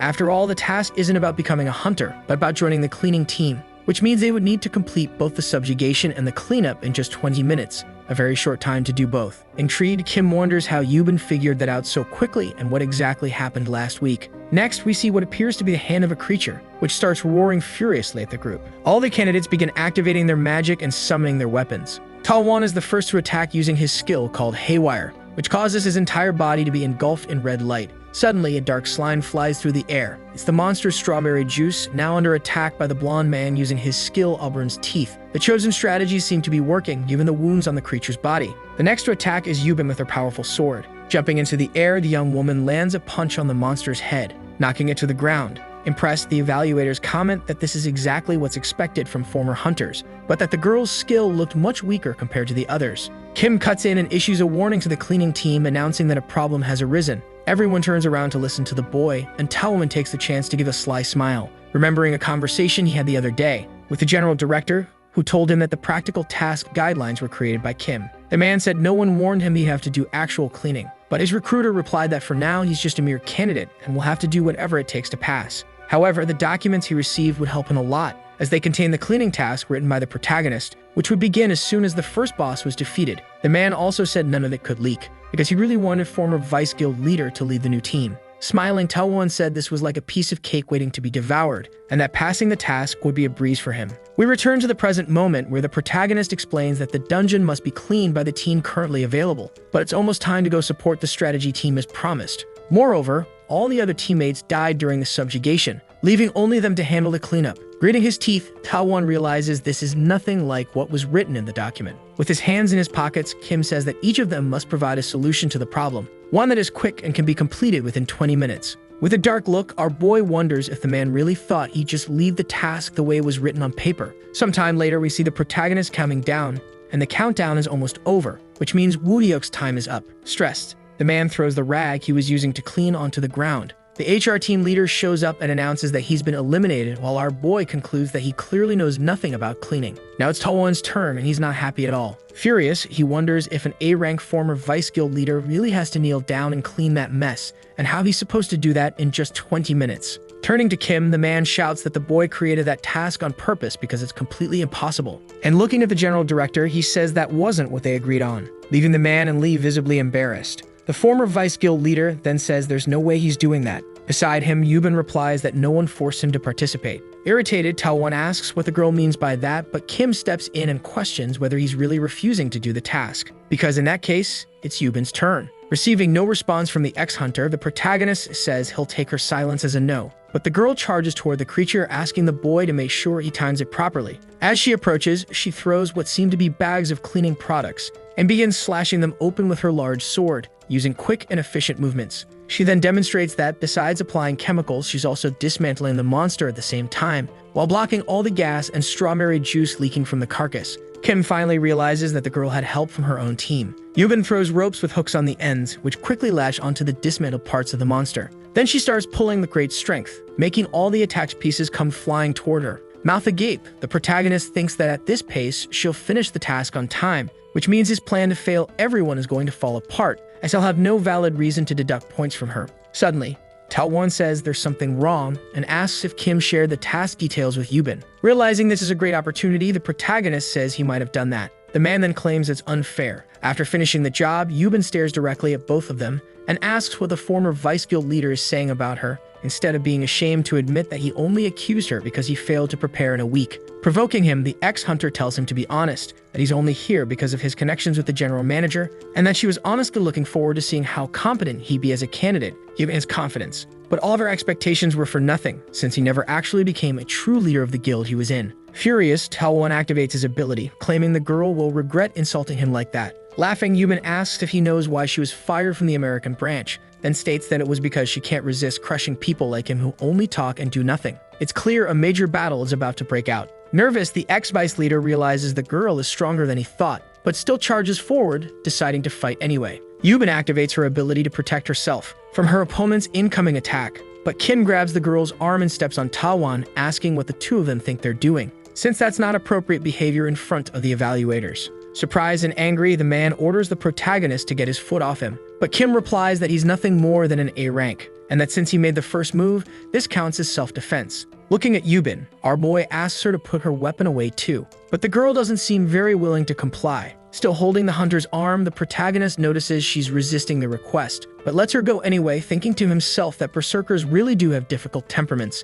Then Kim announces that the practical task is officially over from that moment forward. Sometime later outside, someone apologizes. It's the protagonist apologizing to Yubin just as she had asked earlier. Thinking to himself, our boy admits that despite everything, the girl also proved to be extremely efficient. Glancing sideways, the ex-hunter says that actually it was his teammates who helped her a lot. But the protagonist replies that it doesn't matter, since in the end she had to learn a lot to complete the mission. Agreeing, the girl says in that case she'll accept the apology even if they never see each other again. Kim asks if that means she's no longer interested in the position. Confirming, Yubin said she had already told him she only wanted an apology, and that after the scene she caused that day, she's sure she has no chance of passing, not to mention the job is too difficult. So she's going to head out for a walk. After hearing all that, we can see that our boy is clearly not pleased. The next day, in front of a dungeon gate, Sang yells, asking if Kim has lost his mind, and what the guy was thinking, accepting his sister into the cleaning team. The day after the recruitment evaluations, we find out that a sudden issue came up. Lying on her couch at home, Yubin says she's glad the protagonist apologized and all, but she still doesn't understand him. He matched the speed of her ability, and even stopped her attack with just one hand, despite being a mere janitor. Restless, the young woman wonders why someone like Kim is on the cleaning team, then decides not to care anymore when suddenly her phone rings. Picking it up to see what it is, the former hunter discovers she's been accepted into the cleaning team. To her complete shock, we see that her scream was heard even by people walking down on the street. Someone punches a wall with full force, It's a mustached man, furious that someone else got their hands on the operation file. Chloe says apparently a copy was still out there, which makes Jason, the head of the International Association's control team, even more enraged. Shouting, he asks why the person has to cause a scene now of all times, referring to the former hunter, Yuben Han. We go back several months to when an accident happened during an operation led by the young woman. We see that the ex-hunter was nearly hit, but another girl with long hair saved her. In the process, Angel ended up injuring her arm, and the two seemed cornered by the large beast with red eyes. Yuben then decides to send her ally away to call for backup, but Angel simply sighs and throws something toward the redhead. Holding the necklace, the hunter asks why her friend just handed her most precious possession to her. Smiling, Angel asks her to leave and save her own life, then activates her limit break ability, which throws Yuben far away. Screaming, the young woman says she'll bring help right away. Her friend must stay alive because she'll kill her if she dies. Heading toward the massive creature, Angel simply says goodbye. As she flies and passes through the gate, we see Yuben calling for backup on the radio, begging for someone to respond when suddenly another voice comes through the device, saying no teams are available at the moment, so the request can't be fulfilled. Desperate, the hunter says she knows it's a lie, that she's only asking for one team. But someone on the other end insists that no teams are available. We discover that the one responsible was Jason, who didn't want to use the backup to avoid spending more money, especially not on a hunter who wasn't worth it, since he needed to survive. So even though Angel lost her life, according to him, there was nothing to worry about, since the higher-ups didn't care and Yuben lost control, which gave him the chance to dismiss her, making everything go according to plan, until Yuben decided to leave and take the control team's operation file, which could reveal the truth of what happened that day to the world, as well as all the embezzlements and corrupt acts he committed for a long time. Less irritated now, he tells Chloe to do whatever it takes to get the file back. The woman then asks if she should try negotiating. Without answering, Jason asks if she has located Yuben. The woman confirms and says that according to the records, she found the young woman join the association again, but in the Korean branch, as a member of the cleaning team, not the strategy team. Intrigued, the man asks what the young woman is doing, but says it'll be a good opportunity since his branch will propose a joint operation with the Korean branch next week. Chloe confirms again, and the man says she must make sure the deal goes through no matter what. And holding a globe, he says that Yuben can run and hide as much as she wants, but she won't escape. We return to Korea, where it's been a week since the ex-hunter was hired, and we find out that Kim is now the head of the Supernatural Ability Management Association's Team 3, a role that bothers him a bit, but also gives him authority. While cleaning a dungeon, Sang says that ever since the guy was promoted, he's lost his touch. Se-yeon then says they need to work together, which irritates our boy who no longer wanted to clean. Walking up to the duo, he reveals that he thought the promotion would help him unlock some abilities, but he's just the leader of a cleaning team with no power to make any changes at headquarters. Suddenly, Pyong calls to inform that a dungeon has appeared in Namtaryong and the team will need an available cleaning squad. The protagonist says there isn't any, so the man asks if he should send the strategy team first. Kim says that would only make things worse and asks for a minute to see what he can do. Calling Yuben, he asks if she's busy. She replies that her team is on their way to lunch. The protagonist then says another dungeon has appeared and that in this case, she must get to the site with her team as soon as possible. Furious, Yuben asks why it has to be her team. The boy says it's because there's no other available for that task, but she's not capable. He'll have to find another way. Determined to prove herself, the young woman says she's already on her way, but that he now owes her one. We find out that the previous week, Kim passed all the heavy dungeons to Yuben, which drastically reduced his team's workload by half. Suddenly, a message appears saying that the skill replica has been unlocked due to the increased satisfaction rate of the protagonist's team. Sometime later elsewhere, Park's son enters the room saying he ironed his dad's clothes. Surprised, the man says he didn't need to do that, then notices how worn his work uniform is. Smiling, he crouches down and tells the little boy he won't need to iron his work clothes anymore because he's been promoted to manager of the cleaning team at the Supernatural Ability Management Association. Out on the street, two guys compliment the man's look and congratulate him on the new position, also wishing him luck on his first day. Meanwhile, elsewhere, we see Lee Min-ju and another young woman who doesn't seem pleased with what she's reading on the paper she's holding. We find out that everyone is gathered for the regular strategy team assembly, held in the command team's office. Jaehyun tells Pyong that the biggest issue is that all operations were organized to align perfectly with the cleaning team's schedule, which is very suspicious since Kim took over as leader of the cleaning team.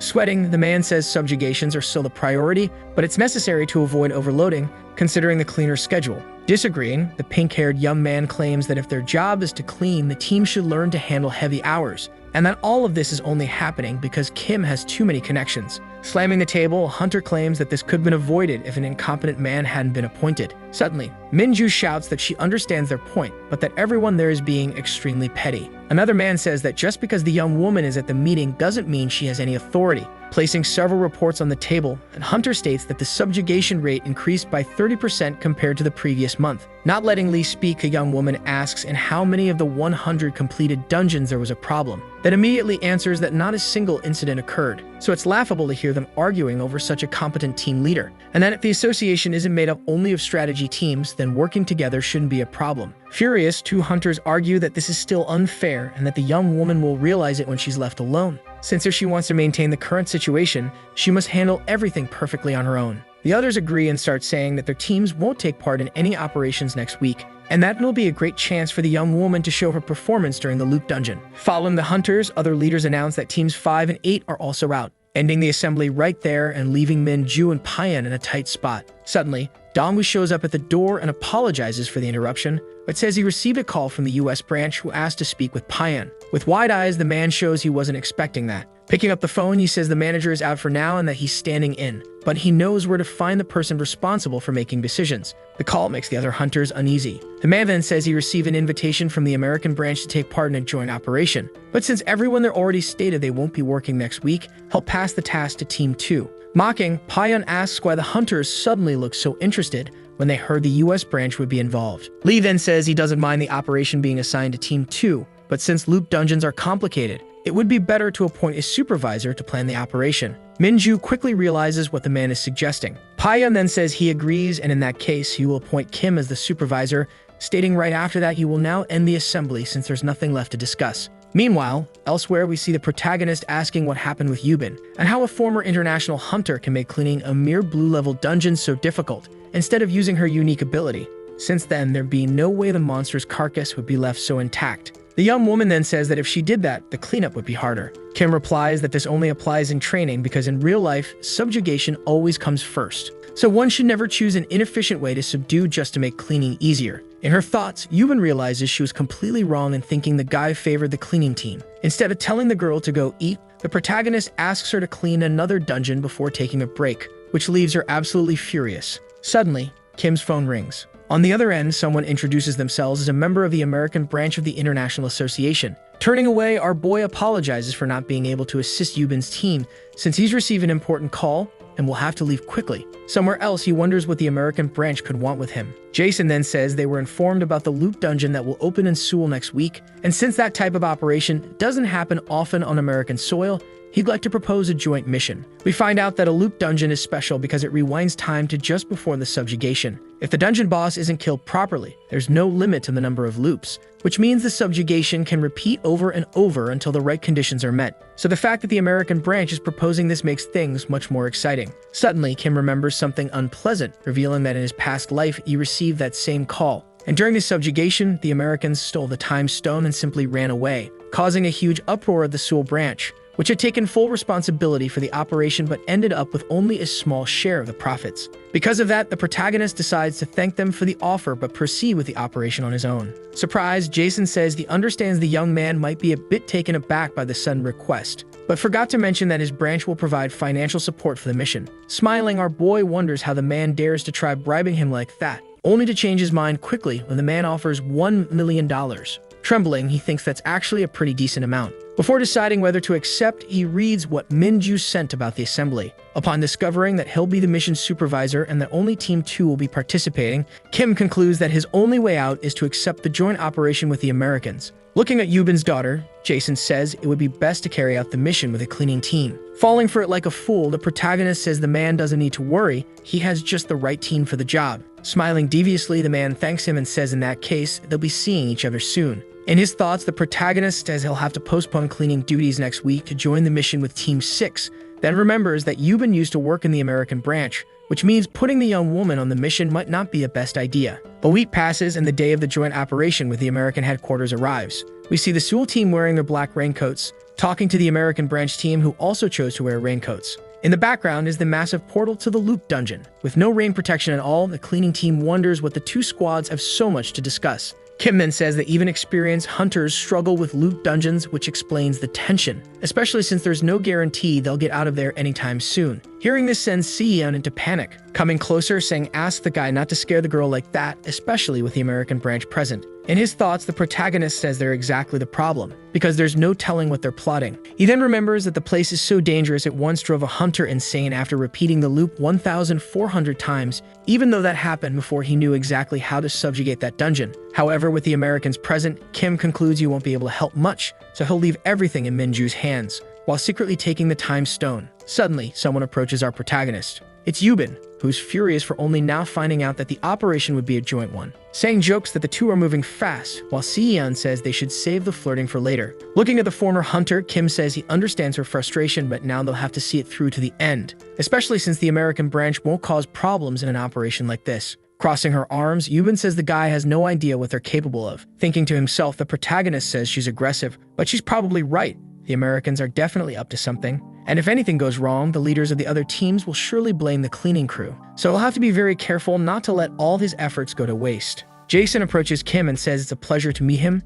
introducing himself, followed by Chloe, who says she's the support team manager. The man then says he's heard a lot about how competent the boy is. Modest, the protagonist, says it's all overblown. Jason looks at Yubin and asks how she's doing. Irritated, the girl says she's just fine, but it's sad to know he's there too. Keeping his composure, Jason laughs and says he was thrilled to hear she'd be part of this operation. The former hunter replies that she can't say she's happier in her new role, but work is work. Crouching down, the man says that in that case, they should separate personal from professional matters. After all, what happened with Angel was a disgrace. But he'd like to ask the young woman first if she took something that belonged to him when she left. Yubin simply says she didn't take anything. The man then says they'll talk more later. As he walks away, he welcomes everyone, then asks Chloe to take care of the time stone and says he doesn't care what she does with the item, since he'll be busy trying to recover the file. Up ahead, Minju asks everyone to gather, as she'd like to give the final instructions. The young woman says that even though not many people are taking part in the mission, she believes finishing the dungeon won't be a problem. However, since it's a loot-type dungeon, it's impossible to predict how long it will take, so everyone should avoid overexerting themselves until all the subjugation conditions are clarified one by one. With everything ready, the hunter announces that it's time to begin. Everyone passes through the dungeon portal, and after 3 hours of operation, we see the team celebrating what appears to be a final blow. Minju, as leader, charges forward to strike the massive creature that seems to have human-like teeth. Mid-air, the young woman activates her skill called Divinity of Thousand Arms, then unleashes a flurry of impressive blows. With the creature defeated, she notifies Kim, who tells her to maintain the current pace and conserve energy, then asks Sang how the marking process is going. The boy says it's going well. The protagonist then tells him not to focus only on the passageways but also to mark the rooms that have already been checked. Next, Kim asks Se-yeon to check on the team members and their condition every time a loop occurs, also instructing that the carcasses be incinerated so they don't fall behind with the cleanup. Looking at Yubin, he says she can start mapping the inside of the dungeon, which won't be too hard, given her former position. The young woman agrees but asks if that wasn't supposed to be his job.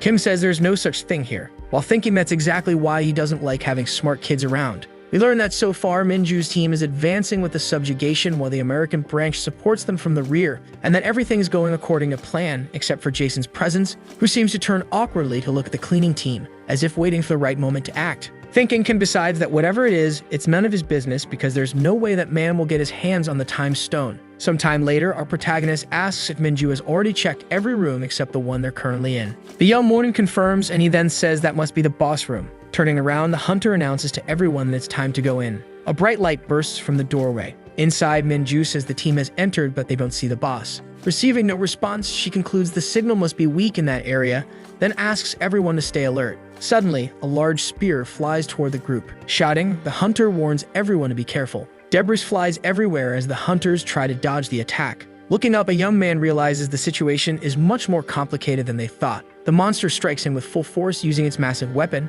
catching the others completely off guard. After that, all we see is the poor hunter hanging from the boss's spear, and the boss looks furious. Outside, the rest of the group hears only thudding against the door. Worried, Jason thinks he needs to retrieve the file quickly before time runs out. The problem is that Kim seems to be watching him, as if monitoring his every move. Grabbing the radio, the protagonist asks Minju for an update on the operation. Suddenly, a loud crash erupts. Then Strategy Team 2 reports that the subjugation is complete. Our boy immediately notices that the hunter doesn't look well, which means something went wrong. He then decides it's time to go in, only to be met with a war zone, a battle that came with casualties. Everyone is left speechless at the sight. Our protagonist calls out for Minju, who turns around looking deeply shaken. Running into his arms, she says the attack happened so fast there was nothing she could do. Gritting his teeth, Kim realizes he overestimated Team 2's combat ability because he was too focused on the American branch. Suddenly, a message appears stating that the dungeon's subjugation conditions were not met, and that there are 5 seconds remaining until the loop restarts.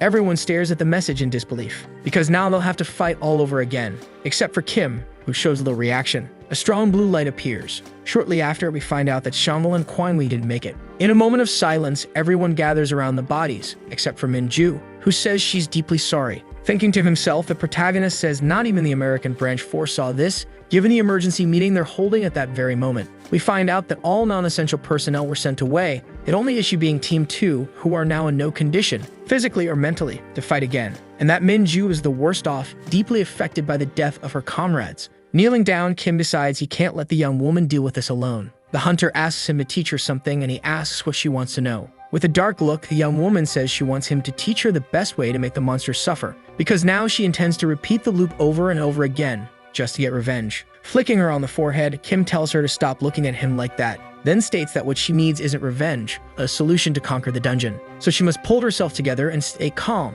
analyzing the situation like a true team leader should. Minju then says that the first boss they fought emitted a blue light, while the second emitted red. Since nothing else stood out to her, the boy says the second monster also glowed red after being defeated, which means there's a reason for the bosses to emit different colored lights, and that the blue light might be a clue to completing the dungeon. Minju then says that in that case, both bosses need to be defeated at the same time, thanking the protagonist for the enlightening conversation. Taking the lead, she asks everyone to gather. It's time to create a new operation plan. She then announces that this time they'll split into 2 teams for a simultaneous subjugation. And since the signal will drop as soon as the first monster appears, both teams must begin at the exact same time. Even though they're exhausted, Minju finishes by saying that everything will work out since the American branch is also here. But even so, it wouldn't hurt to cross their fingers and hope there are no casualties this time. Approaching Kim, she asks if he's sure Yubin will be okay, since Jason specifically requested her on his team, saying there was no one else with her level of talent. The hunter tried to intervene, but the former hunter stated that she would accept any role given to her, considering the circumstances.